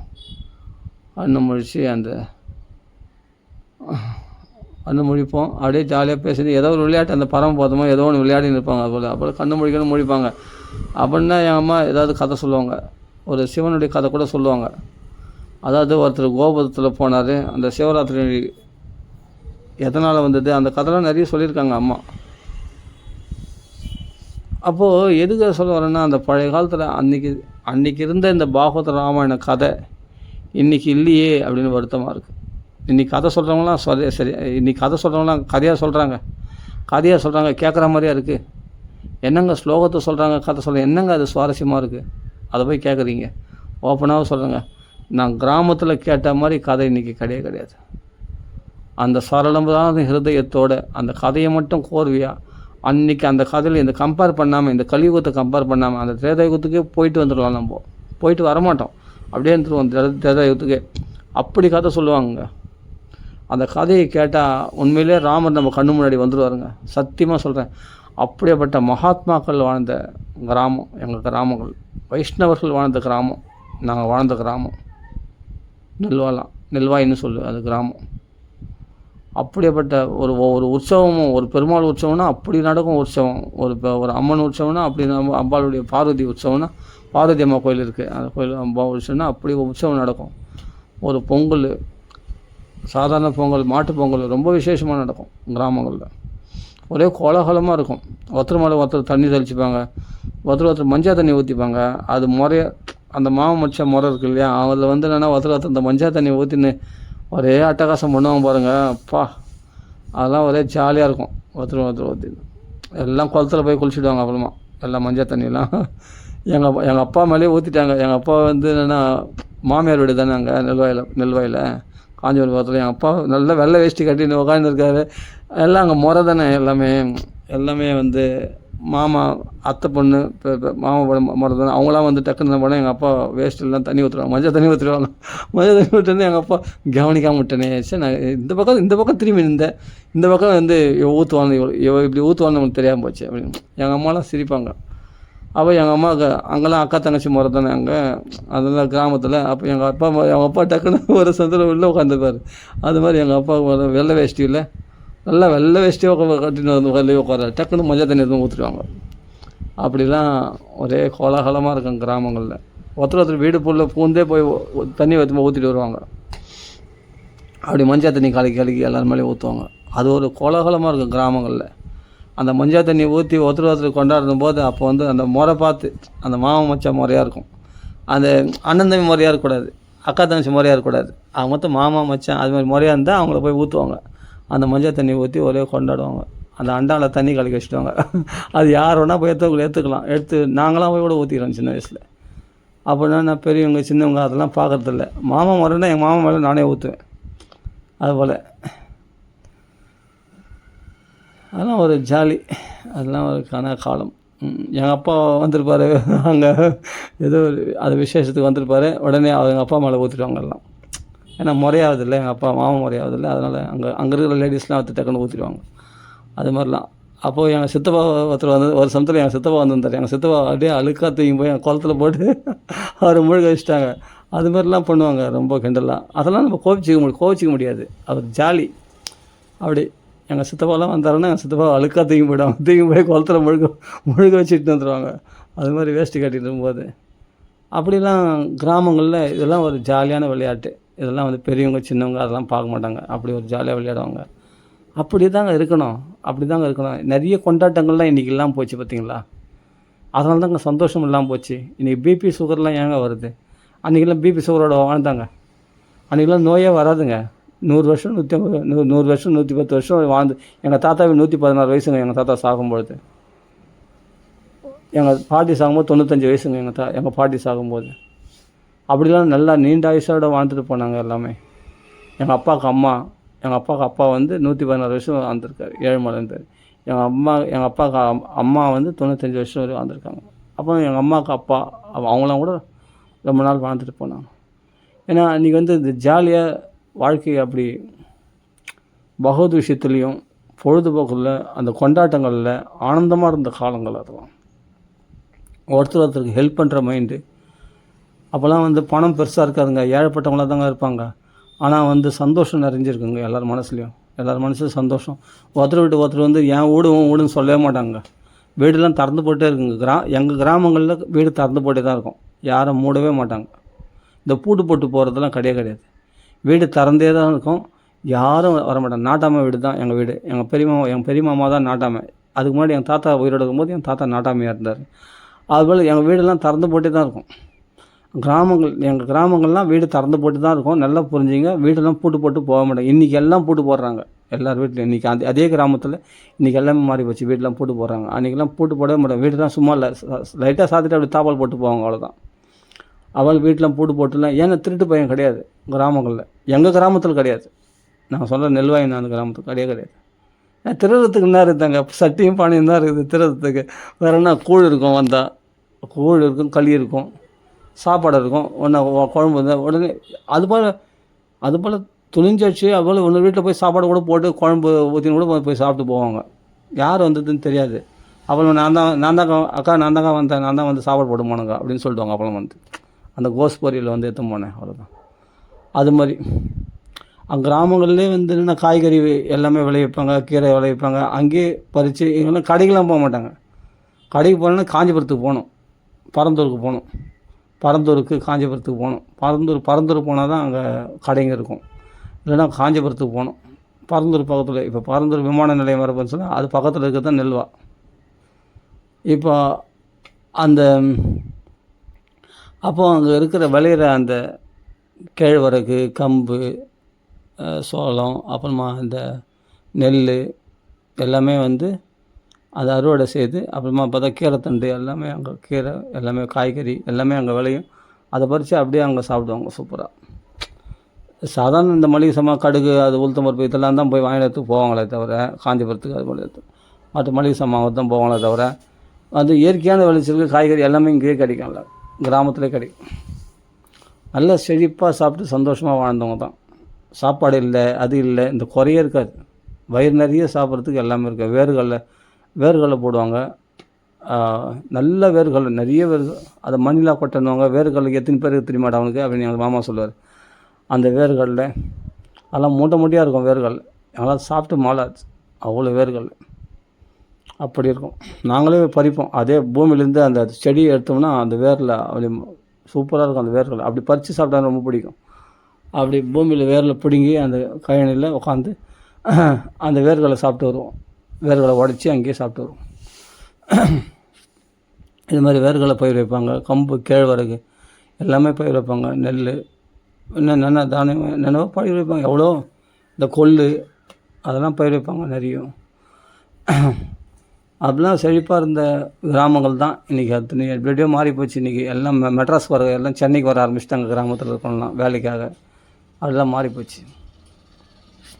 ஆனால் எதை சொல்லி வந்து கட்சியில் எங்கேயோ போயிட்டு பாருங்கள். அந்த பழைய காலத்து அந்த காலம், அந்த நினைவுகள் அப்படியே போயிடுச்சு பாருங்கள். அப்போ அதெல்லாம் பற்றி பேச ஆரம்பிச்சிட்டோம். அது மாதிரி அந்த இயற்கை சூழ்நிலையில் அந்த இயற்கை காற்று சுவாசித்தவங்க தான் நாங்களாம். அப்படி இயற்கை காற்று சுவாசித்து சந்தோஷமாக வாழ்ந்தவங்க தான். அந்த குளிர், வெயில் அதெல்லாம் பார்க்கவே மாட்டோம். போனோமா, காலை கடை முடிச்சோமா, உடனே குளத்துல குளிச்சோமா, அப்படியே ஜாலியாக நல்லா ட்ரெஸ் போட்டுக்கணுமா, சம்முன்னு எங்கன்னா சுற்றணுமா, அப்படியே நல்லா போனோம்னா அப்படியே கொல்லையில் போனால் ஈசம்பழம் நேராக மரத்தில் ஏறி ஈசம்பழம் அப்படியே கொலை 25 குலை 30 குலை தண்ணி இருக்கும். எவ்வளோ ஈச்ச மரம், நிறைய ஈச்ச மரம் இருக்கும். நாங்களாம் அந்த கத்திரி லீவில் போனோம்னா அவ்வளோ ஈச்சம்பழத்தை பறித்து வெக்காலில் போட்டு பழுக்க வச்சு நல்லா சாப்பிடுவோம். அந்த ஈச்சம்பழங்க, பனங்காய்க்கும் அவ்வளோ பனங்காய் வெட்டி நிறைய என் மாமா கொண்டு வந்து பனங்காய் வெட்டி அப்படியே குவிச்சிடுவார். அவ்வளோ நுங்கு சாப்பிடுவோம். அதெல்லாம் இன்றைக்கி வருமா, வராது. மாம்பழம்னா எங்கள் வீட்டுக்கு வந்துட்டு தான் சென்னையிலே இங்கே மாதாரத்து மாம்பழம். இந்த மாதாரத்து மாம்பழம்னா நிறைய, அதான் சொல்ல, எங்கள் வீட்டில் அண்டாண்டாவாக இருக்கும் மாம்பழம். அண்டாண்டாவா பெரிய பெரிய அண்டா இருக்கும். அதில் ஃபுல்லாக மூட்டையாக வந்து இறக்கிடுவார் எங்கள் அப்பா. மாம்பழம், கொய்யாப்பழம், அந்த பழம், இந்த பழம் என்னென்ன உண்மையாக எடுத்துகிட்டு இறக்கிடுவார். எங்களால் சாப்பிட்டு முடியாது. ஒரு சமயத்தில் நாகப்பழம் அவ்வளோ கொண்டு வந்தாங்க எங்கள் அம்மா நாகப்பழம். சாப்பிட முடியல. அது மாதிரி செழிப்பாக தான் இருந்தோம். இன்றைக்கி எல்லாம் மாறி போச்சு. எல்லாம் ஒரு சின்ன ஒரு மாம்பழம் வாங்கினாவே 50 ரூபா 100 ரூபா அப்படி ஆகிப்போச்சு. எல்லாமே பணம் பணம் பணம். அன்றைக்கெல்லாம் பணத்துக்கு மரியாதை இல்லை, உறவுகளுக்கு தான் மரியாதை. இயற்கை வளங்கள் அன்றைக்கி செழிப்பாக இருந்தது. இன்றைக்கி அதெல்லாம் கிடையாது. எல்லாம் செயற்கை வளங்கள் தான். எல்லாம் மருந்து போட்டு தான், ஒரு அரிசி கூட மருந்து போட்டு தான் வருது நமக்கு, இல்லையா? எல்லாமே மருந்து தான். ஒரு பழங்கள்லாம் கூட மருந்து தான். புஸ்ஸு புஸ்ஸு புஸ்ஸுன்னு அந்த மருந்து அடிக்கிறாங்க. எல்லாம் இயற்கை வளம்லாம் என்ன ஆச்சு? போச்சு, கெட்டு போச்சு. அப்போ ஏன் பிபி சுகர் வராது? ஏன் ஆயுசு குறையாது? சாப்பிட்றதே பாய்சன் தானே சாப்பிட்றோம். Slow poison. ஸ்லோ பாய்சனாக அது ஃபாஸ்ட்டு பாய்சனும் மொத்தம் எல்லாம் கேன்சர் ஏன் வராது? எல்லாம் மருந்து மருந்து, எல்லாம் மருந்து. பூச்சி மருந்து. பூச்சியே சாகுதுன்னா மனுஷன் சாக மாட்டானா? அப்படின்னா எல்லாம் மருந்தாகி போச்சு. அன்றைக்கி இயற்கை வளங்கள் செழித்த காலம், சந்தோஷமாக சிரித்த காலம் மக்கள்லாம். அன்றைக்கி எல்லாமே மாறி போச்சு. சரி, எதுக்கு என்ன சொல்ல வரேன்னா, நான் கதைக்கு வரேன், நான் பாகவத்துக்கு வரேன். இன்றைக்கி சொல்கிறவங்களாம் பாகவதமாக சொல்கிறாங்க. ஆனால் அன்றைக்கி மகாபாரத ராமாயண கதை சொல்லும்போது அப்படியே கேட்டுன்னு தூங்கும்போது கிடைச்ச அந்த சந்தோஷம் இன்றைக்கி கிடைக்கலேன்னு தான் வருத்தமாக இருக்குது. அதான் சொல்கிறேனே, நீங்கள் டைரெக்டாக பாகவத ராமாயணம் டைரெக்டாக வெறும் கதையை மட்டும் படித்து பாருங்கள். நீங்கள் உபன்யாசமே கேட்க மாட்டீங்க. அவர் எவ்வளோ பெரிய மகாத்மாவுக்கு உபன்யாசம் பண்ணாலும் சரி, அதில் பொருடா விடுறாரு, நிறைய தப்பாக சொல்கிறாரு, நிறைய பொய்களை கலக்கிறாரு. இந்த ஹாஸ்யத்துக்காக அதுக்கு இதுக்குன்னு கதையை கதையை சொல்லிட்டு போக மாட்டுறாங்க. நான் என்ன சொல்கிறேன்னா, சான்ஸ்கிரிட்டே வேணான்றேன். வெறும் கதை மட்டும் படிங்க. நீங்கள் படித்து தெரிஞ்ச அந்த ஆனந்தத்தை அனுபவிக்கணும். குழந்தையாக மாறணும். குழந்தையாக மாறினா தான் அந்த சுவாரஸ்யங்களை அனுபவிக்க முடியும். ஒரு வர்ணனை எவ்வளோ அழகாக வர்ணிச்சிருக்காங்க ஒரு பாகவதத்தில். ஒரு வைகுண்ட வர்ணனை எவ்வளோ அழகாக வர்ணிச்சிருக்காங்க. அதெல்லாம் படித்து பார்த்தீங்களா நீங்கள் தமிழில்? ஒரு ராமாயணத்தில் யுத்தகாண்டம் படித்து பாருங்கள். யுத்தகாண்டத்தை நிறைய விட்டுட்டாங்க. ஏன் யுத்தகாண்டத்தை விடுறீங்க? யுத்தகாண்டத்தை நல்லா படிங்க. யுத்தகாண்டத்தை நிறைய படிங்க. சந்தோஷமாக இருக்கும், உற்சாகமாக இருக்கும். நம்மளுக்கு பலம், நோயெலாம் இருக்கிறது தெரியாமல் பறந்து போயிடுங்க. யுத்தகாண்டத்தை படித்தா அவ்வளோ பலம் வரும் நம்மளுக்கு. ஏன்னா அதில் அவ்வளோ உற்சாகங்கள் இருக்குது யுத்தகாண்டத்தில். யுத்தகாண்டம் படித்தா நோயே வராது, அவ்வளோ எதிர்ப்பு சக்தி உண்டாகும். அப்படியேப்பட்ட அப்படி மலையை தூக்கின்னு வராங்க, மரங்களை தூக்கின்னு வராங்க, அடிக்கிறாங்க, இது பண்ணி துவம்சம் பண்ணுறாங்க. அப்படின்னும் போது நம்ம மனசு எவ்வளோ உற்சாகம் கிடைக்கும் தெரியுமா? அது அந்த யுத்தகாண்டத்தை படித்தா அந்த மலை மாதிரி இருந்த அது அங்கதனே அப்படி மலை மாதிரி இருப்பானான். அப்போ ஆஞ்சநேயர் எப்படிப்பட்ட மலை மாதிரி இருப்பார் பாருங்கள். சுக்ரீவனே என்னென்னா ஒரு 2 ராட்சசனை அப்படியே தூக்கி சுழட்டி, அவ்வளோ பலசாலியான் சுக்ரீவன். அந்த சுக்ரீவன் ஒரு ராட்சசனே தூக்கி அந்த 2 ராட்சசனை தூக்கி சுழட்டி தூக்கி விசிறடிச்சார். அப்படின்னா எவ்வளோ பலசாலிகளாக மலையாக இருப்பாங்க. மலையே தூக்குறாங்கன்னா பின்ன மலையாக இருக்க மாட்டாங்களா? ஒவ்வொரு வானரெலாம் அப்படி இருப்பாங்க, அவ்வளோ பலசாலிங்க. எல்லாம் தேவருடைய அம்சம், சாதாரண வானரம் கிடையாது. எல்லாம் தேவர்களே தான். அப்போ அவங்களுக்கு எல்லையற்ற பலம், எல்லாம் ராமநாமத்துடைய பலம், பகவானுடைய பலம், ராமருடைய பக்தர்களுக்கு. அப்போ அந்த வானரங்கள்லாம் சண்டை போடுறதை பார்த்தா அவ்வளோ உற்சாகமாக இருக்குது. அதில் இருக்கிறத டிட்டோவாக உள்ளபடி அப்படியே கதை சொல்லிட்டு போகிறதுக்கு இன்றைக்கி ஆள் கிடையாது.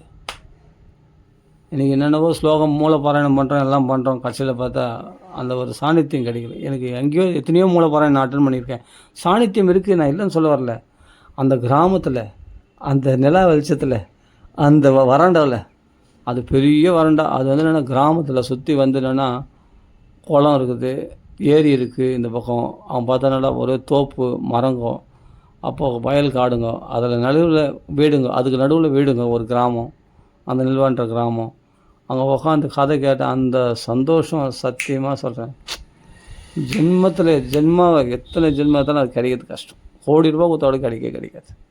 எங்கள் மாமா வாக்கில் அந்த கதையை கேட்கும்போது அந்த கம்பீரமாக சொல்கிற அந்த குரல் பா சூப்பராக இருக்கும். அந்த கதையை கேட்கும்போது அப்படியே கிருஷ்ணர் முன்னாடி வந்துடுவார், ராமர் முன்னாடி வந்துடுவார், பீமன் முன்னாடி வந்துடுவான், அந்த கடற்கட்சியை முன்னாடி வந்துடுவான், ஆஞ்சநேயர் முன்னாடி வந்துடுவார். அப்படி காட்சியளிப்பார் நம்ம முன்னாடி. கனவுல கூட அதே தாங்க வரும்.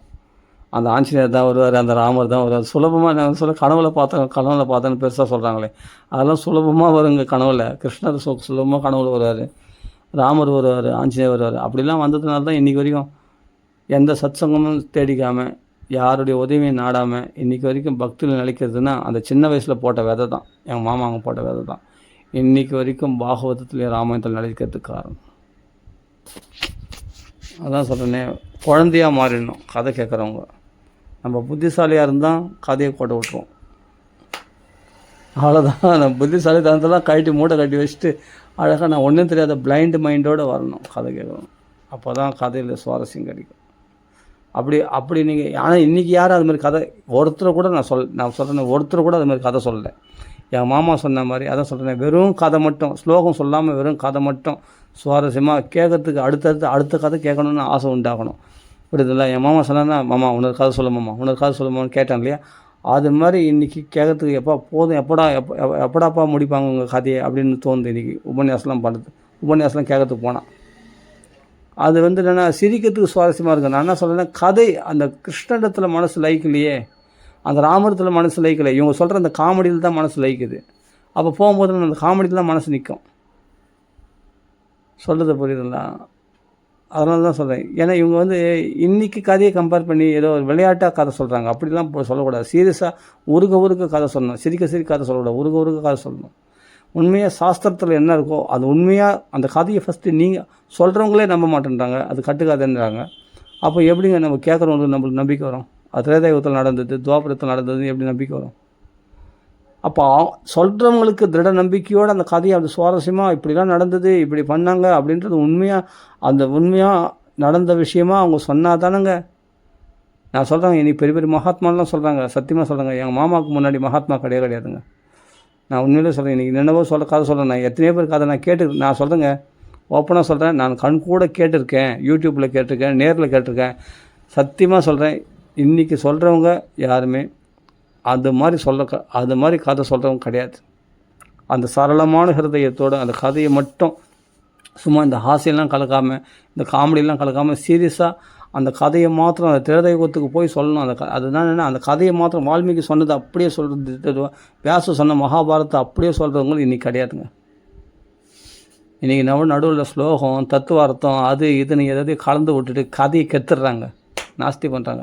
நான் ஒருத்தர்கள் இன்றைக்கி நான் கதை கேட்குறவங்கள ஒருத்தர்கள் கூட அந்த சந்தோஷத்தை, அந்த உண்மையான திரேதாயுகத்தினுடைய சந்தோஷத்தை, துவாபரத்தினுடைய சந்தோஷத்தை, அந்த ராமாயணத்தை கேட்ட அந்த சந்தோஷத்தை இன்றைக்கி நான் ஒருத்தர்கள் கூட நான் கேட்டேன். ஒருத்தர்கள் கூட ஓப்பனாக சொல்கிறேன், ஒருத்தர்கள் கூட நான் அந்த சந்தோஷத்தை எங்கள் சின்ன வயசில் நான் அனுபவித்த சந்தோஷத்தை அனுபவிக்கலை. ஓப்பனாக சொல்கிறேன். ஒரு மகாத்மாக்கள் வாக்கில் கூட, ஒரு பாகவதர் வாக்கில், ஒரு பக்தர்கள் வாக்கில் கூட நான் அது மாதிரி உண்மையான ராமாயணத்தை நான் கேட்கலை, உண்மையான பாரதத்தை நான் கேட்கலை. அவ்வளோதான். மற்றவங்களுக்கு பற்றி தெரியாது. நான் எவ்வளோ பேர் பக்தர்கள் வாக்கில் கேட்டிருக்கேன். ஒருத்தர் கூட இது மாதிரி அந்த உண்மையான ராமாயணத்தை அந்த நிலையில் போய் ஒரு ராமாயணம் மட்டும் அந்த கதையாக ஒரு பிராகிருதமாக சகஜமாக சரளமாக சொல்லணும் அந்த கதையை. அது மாதிரி என் மாமா வாக்கில் கேட்ட மாதிரி நான் கேட்டது கிடையாது. அந்த சுவாரஸ்யம் எனக்கு வரல. ராம் பக்தி வரல, எனக்கு கிருஷ்ண பக்தி அது மாதிரி கேட்டால் வரல. இந்த ஸ்லோகங்களை தான் வர்ஷிக்கிறாங்களே தவிர அப்படியே ஸ்லோகத்தை பாண்டித்யம் காமிக்கிறாங்க, அந்த ஸ்லோகத்துக்கு அர்த்தம் சொல்கிறாங்க, அவ்வளோதானே தவிர இந்த சரளமான ஒரு கதை வரும் பற்றியா, அப்படியே அந்த காலத்துக்கு போய் அப்படியே சொல்லுவாங்க பற்றியா, அந்த காலத்துலேயே போய் சொல்லுவாங்க பற்றியா, அந்த தாடகனா அந்த தாடக வனம் எப்படி இருந்து தெரியுமா, அப்படி பயங்கரமாக அப்படியே கோட்டான்லாம் கோவின்னு இருக்குது, அந்த பாம்புகள்லாம் நெளிஞ்சுன்னு இருக்குது, அப்படிப்பட்ட பயங்கரமாக இருக்குது, பார்க்கறதுக்கே பயங்கரமான காடாக இருக்குது. அந்த தாடகை வரும்போது எங்களுக்கு அந்த இருட்டில் கதை சொல்லும்போது அது பயமாக இருக்குது எங்களுக்கு. அந்த தாடகை பார்த்து பயங்கரமாக இப்படிப்பட்ட நாக்கு இவ்வளோ பெருசாக இருந்தது, பல்லு இவ்வளோ பெருசாக இருந்தது அப்படின்னும் போது நாங்கள் அந்த யுகத்துக்கு திரேதா யுகத்துக்கு போயிடுவோங்க நாங்கள். அப்போ தான் வாயை தந்தது வந்தா, ராமரை முழுங்கத்து வந்தா அப்படின்னு சொல்லும்போது எனக்கு பக்குன்னு இருக்கும். அப்போது அந்த கதையில் மக்னம் ஆகிடும். அப்போ உடனே 2 கையை துண்டிச்சிட்டாரு. அப்புறம் மாரில் ஒரு சரையல்னு ஒரு பானத்தை போயிருந்தார். அப்போ தான் தமான்னு கத்தின்னு மடால்னு விழுந்தா மலை மாதிரி. அப்போ அவளை சாவடிச்ச உடனே அப்படியே பூமியை கிட்டு நடுங்கி போச்சு, பூமியே பாலமாக வீரில் விட்டு போச்சு. அவள் விழுந்த உடனே மலைகள்லாம் பொடியாச்சு, அப்படியே ஆகாசம்லாம் தேவரெல்லாம் பூ மாதிரி போயிருந்தாங்க ராமர் மேலே. அப்படி தான் ராமர் அந்த இடத்துல பார்த்தா அப்புறமா அந்த இருட்டெலாம் நீங்கி போய் அதெல்லாம் செழிப்பஞ்சுது அப்படின்னு அந்த தாடகாவாதத்தை சொல்லும்போது அப்படியே நம்ம அந்த யுகத்தில் அந்த அது அது அது அது வேறங்க, அது வேறு லெவலுங்க அந்த சந்தோஷம். அப்படி சொல்ல மாட்டாங்க நீ கதையை ஸ்லோகத்தோட தாடகை வந்தால் இது போல் பண்ணால் அதுதான் இந்த ஸ்லோகத்துக்கு இது அர்த்தம் அப்படி சொல்லிட்டு அது என்னென்ன அந்த சொல்லு புகுந்த மாதிரி புகுந்துச்சு அந்த அம்பு, அதுதான் அது தங்கிட்டு அது தங்காமல் போச்சு அப்படின்லாம் சொல்கிறாங்க. என்னென்னவோ இது இந்த கவிதை நடைய, இந்த இலக்கிய நடை, இந்த கம்பராமாயணத்தை உள்ளே விட்டுட்டு என்னென்னவோ பேசுகிறாங்க. எனக்கு சுத்தமாக பிடிக்கல இந்த தாடகவாதம் இவங்க சொல்கிறது பார்த்தா. தங்குச்சான். அது வந்து தங்குனான்னா தங்கலான்னாங்க. அந்த கதையை சொல்லும்போது அந்த தாடகை எப்படி வதம் பண்ண மாட்டான், அந்த தாடகை எவ்வளோ மாயாஜலம் பண்ணால் எவ்வளோ விஷயங்கள் இருக்குது. வால்மீகி எவ்வளோ சொல்லியிருக்காரு பாருங்கள் அந்த தாடக வதத்தை பற்றி வர்ணிக்கும் போது. இவங்க என்ன சொல்கிறாங்க எங்கள் கதையை தாடக வதம் சொல்லும்போது தங்கனா அந்த சொல்லு வந்து நம்ம இருதயத்தில் வந்து நெஞ்சில் தங்குமே அது மாதிரி தங்குச்சு. அந்த பானம் வந்து ராமர் பானம் அப்படி தச்சுது அப்படின்னு சொல்லிட்டு அது வந்து அது தங்காமல் போயிடுச்சான் அப்படி சொல்கிறாங்க. அது கம்பராமன் இதெல்லாம் கோட் பண்ணிட்டு இது வந்து சுவாரஸ்யமாக இருக்குது. அதுக்கு ஒரு தத்துவார்த்தமாக அதுக்கு ஒரு விளக்கம், அந்த அம்பு தங்கத்துக்கு ஒரு விளக்கம், இதெல்லாம் யார் கேட்டாங்க? அந்த கதைக்கு போயிடணும். அந்த தாடகை வந்தால் அந்த தாடகை மாயாஜாலங்கள் பண்ணால் பெரிய பெரிய கற்களை வருஷிச்சா அப்படி ஒரு மாயாஜாலம் டக்குன்னு இந்த மறைக்கிறான் அங்கே தோன்றான் அப்படி இப்படின்னு வருது. அந்த அதில் சொல்லியிருக்கு இல்லையா வால்மீகி என்ன சொல்லியிருக்கா எப்படி சொல்லியிருக்காரு அதை அப்படியே சொல்லணும், அப்படி கதை சொல்லணும். அப்போ அந்த மாயாஜாலம் பண்ணால் இது போல் கற்களை வருஷிச்சா மாயாஜாலம் பண்ணால் பெரிய ரூபம் எடுத்துட்டா டக்குன்னு பார்த்தா இந்த பக்கம் தோன்றான் அந்த பக்கம் மறைஞ்சிட்றான் அப்படின்போது அப்போ இவர் ராமரே தண்டடிச்சிட்டா. அப்போ ராமர் எவ்வளோ கருணை காட்டி பார்த்தார், பெண்ணாச்சே வதம் பண்ணக்கூடாதுன்னு. அப்புறமா விஸ்வாமுத்திரர் சொன்னதுனால மறுபடியும் அவள் கையை துண்டித்து பார்த்தாரு. அப்போவும் மறுபடியும் பயங்கரமாக அட்டகாசம் பண்ணி மரங்கள் அப்படியே காலால் நடந்து அவளை விழுங்கத்து வந்தா. அப்போ தான் காலை துண்டிச்சார். அப்புறமா தான் அவர் மாறல சரியில்லை பானத்தை போட அப்படின்னு சொல்லணும். அந்த கதையை அப்படி தானே வருது வால்மீகி ராமாயணத்தில். அப்படி அந்த கதையை ஒன்றும் சம்ஸ்கிருதமே சொல்ல அந்த ஸ்லோகம் சொல்கிற நேரத்தில் கதையை நிறைய சொல்லலாமே. ஸ்லோகம் சொல்கிற நேரத்தில் கதையை சொன்னால் சூப்பராக இருக்குமே. அந்த கதையை சொன்னால் அது இருக்கிறது அப்படியே எங்கள் மாமா சொல்லுவார் அந்த கதையை. அது தமிழில் படிச்சுட்டு அதுதாங்க சுவாரஸ்யம், அதுதாங்க சுவாரஸ்யம். இந்த ஸ்லோகத்தை தூக்கி போடுங்க, ஓரம் கட்டி போடுங்க. ஸ்லோகத்தில் தான் வந்தது இல்லைன்னு சொல்ல வரல. அந்த ஸ்லோகத்துக்கு ஒரு நமஸ்காரம் பண்ணுங்க இருக்கட்டும், அந்த ஸ்லோகத்துக்கு மரியாதை கொடுக்குறேன் ஏன்னா வால்மீகி வாக்கியம். ஆனால் அதை விட அது பிராகிருத பாஷை தமிழில் கேட்டால் தானே ரொம்ப சுவாரஸ்யமாக இருக்கும். கதையாக கேட்கணுங்க. அப்படி அந்த வர்ணனை அந்த தாடகா வதத்துடைய வர்ணனை கேட்டால் அப்படி இருக்கும் சுவாரஸ்யமாக. இன்னும் கொஞ்ச நேரம் கேட்கலாமா? அந்த கதை முடிஞ்சதுன்னா அடுத்தது நான் மாரிஸ் சுபாகவாதம் அதை சொல்லு அந்த கதையை சொல்லு. ஏன்னா சொல்கிறவங்க சூட்டிக்காக அவ்வளோ அழகாக சொல்லும்பொழுது கேட்குறவங்களுக்கு எங்களுக்கு எப்படி இருக்கும்? இன்னும் சுவாரஸ்யமாக மனோரஞ்சகமாக இருக்கும். அந்த மாரிச சுபாகு வந்து ஆகாசத்தில் ரத்தத்தை பொழிஞ்சாங்க, அந்த மாம்சங்களை வசித்தாங்க அப்படின் போது எலும்புகள்லாம் போட்டாங்க. அப்படியே ஊன்னு மிரட்டுறாங்க. நிறைய ராட்சர்கள் வந்துட்டாங்க. மாரிச சுபாகு அவங்க கூட நிறைய ராட்சர்கள் வந்துட்டாங்க. அந்த இடத்துல பார்த்தா அப்படியே ரத்தத்தை வசிக்கிறாங்க. அப்போ விஸ்வாமுத்திரர் ஜாடி காட்டுறார், மௌனமாக இருக்கிறார், அவரால் பேசக்கூடாதுன்னு.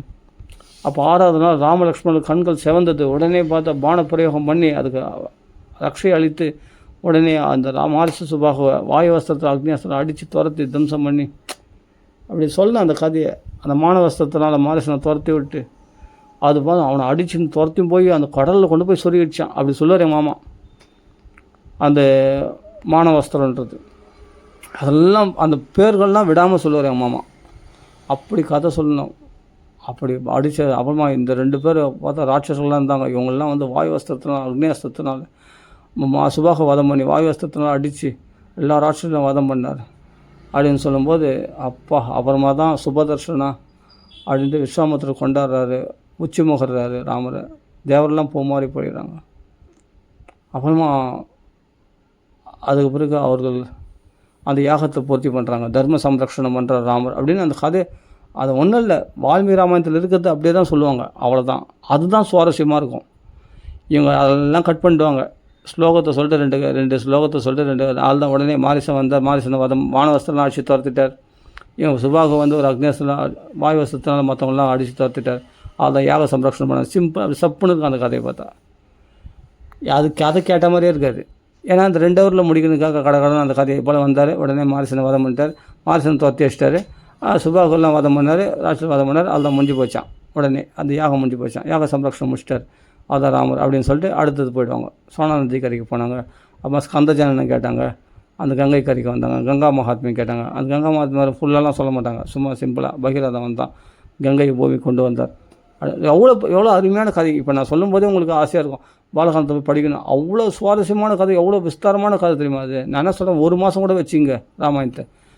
அதை ருசித்து சொல்லுங்கள் ஒரு கதையை. டக்குன்னு 2 ஹவரில் முடிக்கணும், டக்குன்னு அந்த கதையை முடிச்சுட்டு அதுதான் அடுத்தது நேராக போயிடுவாங்க. அதான் சொல்ல முடியும். அதுதான் கங்கை பூமி கொண்டு வந்தார், அவ்வளோதான். அந்த 60,000 புத்திரர்கள் சகர புத்திரர்களில் சொர்க்கத்துக்கு அனுப்பிச்சாங்க. அந்த கங்கா ஜலம் நினைக்கப்பட்ட உடனே சொர்க்கத்துக்கு போனாங்க, அவ்வளோதான். அப்படி கதை முடிச்சுடுவாங்க கடற்கடன்னு. அந்த கதையை கேட்டாலும் கேட்ட மாதிரியே இருக்காது. அதுதான் அவர்களெல்லாம் 60,000 பேர் சொர்க்கத்துக்கு போனாங்க. அப்போ இறந்து பஸ்மமானவங்களே சொர்க்கத்துக்கு போயிருக்காங்கன்னா அப்போ உயிரோடு இருக்கும்போது நம்ம கங்கையை சேவிச்சா எவ்வளோ பெரிய பலன் யோசிச்சு பாருங்கள் அப்படின்னு சொல்லுவாங்க. அந்த கங்கா மகாத்மியம் சொல்லுவாங்க. அப்புறமா தான் அந்த கதைக்கு போவாங்க, அகல்யா சாப மோட்சனம் அது சொல்லுவாங்க. அப்புறமா தான் அந்த வில்ல வளைக்கிறது, சிவதனுசம் முறிக்கிறது, சீதா கல்யாணம் அப்படின்னு பாலகாண்டத்தை ரொம்ப அருமையாக அதில் விஸ்வாமித்திரர்லாம் எப்படி பிரம்ம ரிஷி ஆனார் அதெல்லாம் நான் விஸ்வாமித்திர பிரம்ம ரிஷி ஆன கதைலாம் ரொம்ப கேட்டதில்லை என் மாமகளை. இந்த ராமர் கதை தான் கேட்பேன். ராமர் கதை மட்டும்தான் சொல்லுவாங்க அவங்க. அகல்ய சாப மோஷனம் அடைஞ்சது, அது சிவதனுசம் முறிச்சது, சீதா கல்யாணம் பண்ணது, அதெல்லாம் சொல்லுவாங்க. அங்கே சுயம்பரத்தில் சீதா கல்யாணம் முடிச்சது, அந்த வில்ல வளைச்சது, சிவதனுசம் அவ்வளோ அந்த வில்லை பற்றி அப்படி சொல்லுவார் எங்கள் மாமா. அவ்வளோ பெரிய தனுசு, அது யாராலையும் வளைக்க முடியாது, ராவணனே வந்து ஒன்றும் பண்ண முடியல. அது ஒரு பிரம்மாண்டமாக சொல்லுவாங்க அந்த கதையை. அது சொல்லும்பொழுது தான் அந்த சுவாரஸ்யமாக அந்த கதையில் மனசு மக்னமாயிடும். அப்புறமா தான் அந்த சும்மா கால் அப்படி தொட்ட உடனே அது சர்ப்பம் அப்படியே டக்குன்னு எழுந்துக்குச்சு அந்த வில்லு.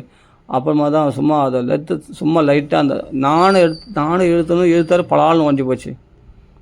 ராமருக்கு அவ்வளோ பலம், பகவான் விஷ்ணு இல்லையா, அதனால் ஈஸியாக அந்த சிவதனுசை முறிச்சிட்டாரு அப்படின்னு ஒன்று எல்லோரும் அந்த சபையில் இருக்க எல்லாருமே மூச்சடைந்து விழுந்துட்டாங்க அப்படின்னு அதெல்லாம் விடாமல் சொல்லுவாங்க. மூச்சடைந்து விழுந்துட்டாங்க, அப்படி மயக்காட்சி விழுந்துட்டாங்க. அது சொல்லும்போது அவ்வளோ சுவாரஸ்யம், அந்த கதையை கேட்கும்போது அவ்வளோ சுவாரஸ்யமாக இருக்கும். இன்றைக்கெல்லாம் வந்து அது மாதிரி கதையை இன்றைக்கி வரைக்கும் எத்தனையோ பக்தர்கள், நான் பேரை சொல்ல வரமுடியல, எவ்வளோ பெரிய பெரிய மகாத்மாக்கள்னு சொல்கிறாங்க. அவங்கள மகாத்மான்னு சொல்லக்கூடிய அப்படிப்பட்டவங்கள்லாம் சொல்லக்கூடிய கதைகள்லாம் நான் இந்த சுவாரஸ்யத்தை அனுபவிச்சதே கிடையாது. எங்கள் மாமாக்கள் வாக்கில் கதை கேட்ட அந்த சுவாரஸ்யத்தை நான் அனுபவிச்சதே கிடையாது. அப்படி அந்த வில்ல அந்த சிவதனுசை வளைக்கிறது அவ்வளோ அருமையாக சொல்கிறார். அந்த பரசுராமருக்கும் ராமருக்கும் அந்த போராட்டம் நடக்கும் பாருங்கள், அந்த இடத்துல அப்படி அது வாங்கும்போது அவருடைய பலத்தெல்லாம் அபகரிச்சிட்டார் அப்படின்னும் போது அது ரொம்ப சூப்பராக சொல்லுவாங்க அந்த கதையை. அந்த பரசுராமர் ஒரு ரகுராமர். அப்போ அந்த வில்லை வந்து அவராலையும் ஜெயிக்க முடியாது. அப்போ அந்த ஜமதக்னி முனிவருடைய பிள்ளையாகிய பரசுராமர் வந்து எப்படி கார்த்தவீரியர்ஜுனை ஜெயிச்சது அந்த கதைலாம் சொல்லுவாங்க. சொல்லிவிட்டு அப்படிப்பட்டவர் தான் இப்போது ராமரத்தில் சண்டைக்கு வந்திருக்கார். அப்போது ராமர் அவருடைய பலத்தை எப்படி அபகரிச்சார், அப்போது ராமருடைய பலம் எப்படியாப்பட்டது, இவர் மகாவிஷ்ணுவாக காட்சியளித்தார் அப்படிலாம் சொல்லுவாங்க என் மாமா. ஏன்னா மகாபாரதத்தில் மகாவிஷ்ணுவை அடித்ததாக தான் ராமாயணத்தில் வந்து வால்மீகி ராமாயணத்தில் மகாவிஷ்ணு காட்சியளித்ததாக வர சனாதனமன் பரபரம் நாராயணன் நான் தெரிந்து கொண்டேன்னு தான் சொல்லிட்டு போயிடுவார். ஆனால் மகாபாரதத்தில் சங்கச்சக்கர கதாதாரே காட்சியளித்ததாகவே வருது. மார்கண்டேயர் வந்து தர்மபுத்திரருக்கு ராமாயணம் சொல்லும்போது வனபருவத்தில் அவர் மகாவிஷ்ணுவாகவே காட்சியளித்ததாக ராமர் வந்து பரசுராமருக்கு காட்சியளித்ததாக அங்கே வருது. அப்படி சங்கச்சக்கர கதாதாரே பகவான் காட்சியளித்தாராம். அதெல்லாம் அந்த மகாபாரதம் படித்தவர் எங்கள் மாமாங்க. அதனால் அந்த கதையோடு சேர்த்து சொல்லுவாங்க. ரொம்ப சூப்பராக இருக்கும் அந்த கதைலாம் படிக்கும்போது. அந்த கதையெல்லாம் கேட்கும்போது சுவாரஸ்யமாக இருக்கும். மகாவிஷ்ணுவே நம்ம முன்னாடி வந்து நிற்கிற மாதிரி சொல்லுவாங்க கதை. அதாங்க சிவன் கதை கூட அவ்வளோ சூப்பராக சொல்லுவாங்க. திரிபுராசுர சம்மாரம் அதெல்லாம் சூப்பராக சொல்லுவார். அப்போ அந்த கதைகள்லாம் கேட்கும்போது அந்த கதையில் குழந்தையாக மாறிடும். நாங்கள் குழந்தை தானே அப்போது அந்த கதை கேட்கும்போது. இன்றைக்கி அது மாதிரி குழந்தையாக இல்லாமல் போயிட்டோமேன்னு வருத்தமாக இருக்குது. அப்படி கதைகளை கேட்டோம். சரி, ஓகே. ராம ராம ராம ராம ராம ராம ராம ராம ஏதோ என்னுடைய இந்த சின்ன எக்ஸ்பீரியன்ஸை ஷேர் பண்ணிடணும்னு தோணுச்சு, ஷேர் பண்ணிக்கிட்டேன். அதுதான் ராம ராம ராம ராம ராம ராம ராம ராம எல்லாம் ஓல்டு மெமரிஸ். ராம ராம ராம ராம ராம ராம ராம ஸ்ரீ ராமநாம சிங்கத்திற்கு ஜெய். ஆஞ்சநேய சுவாமிக்கு ஜெய். ராம ராம ராம ராம ராம ராம ராம ராம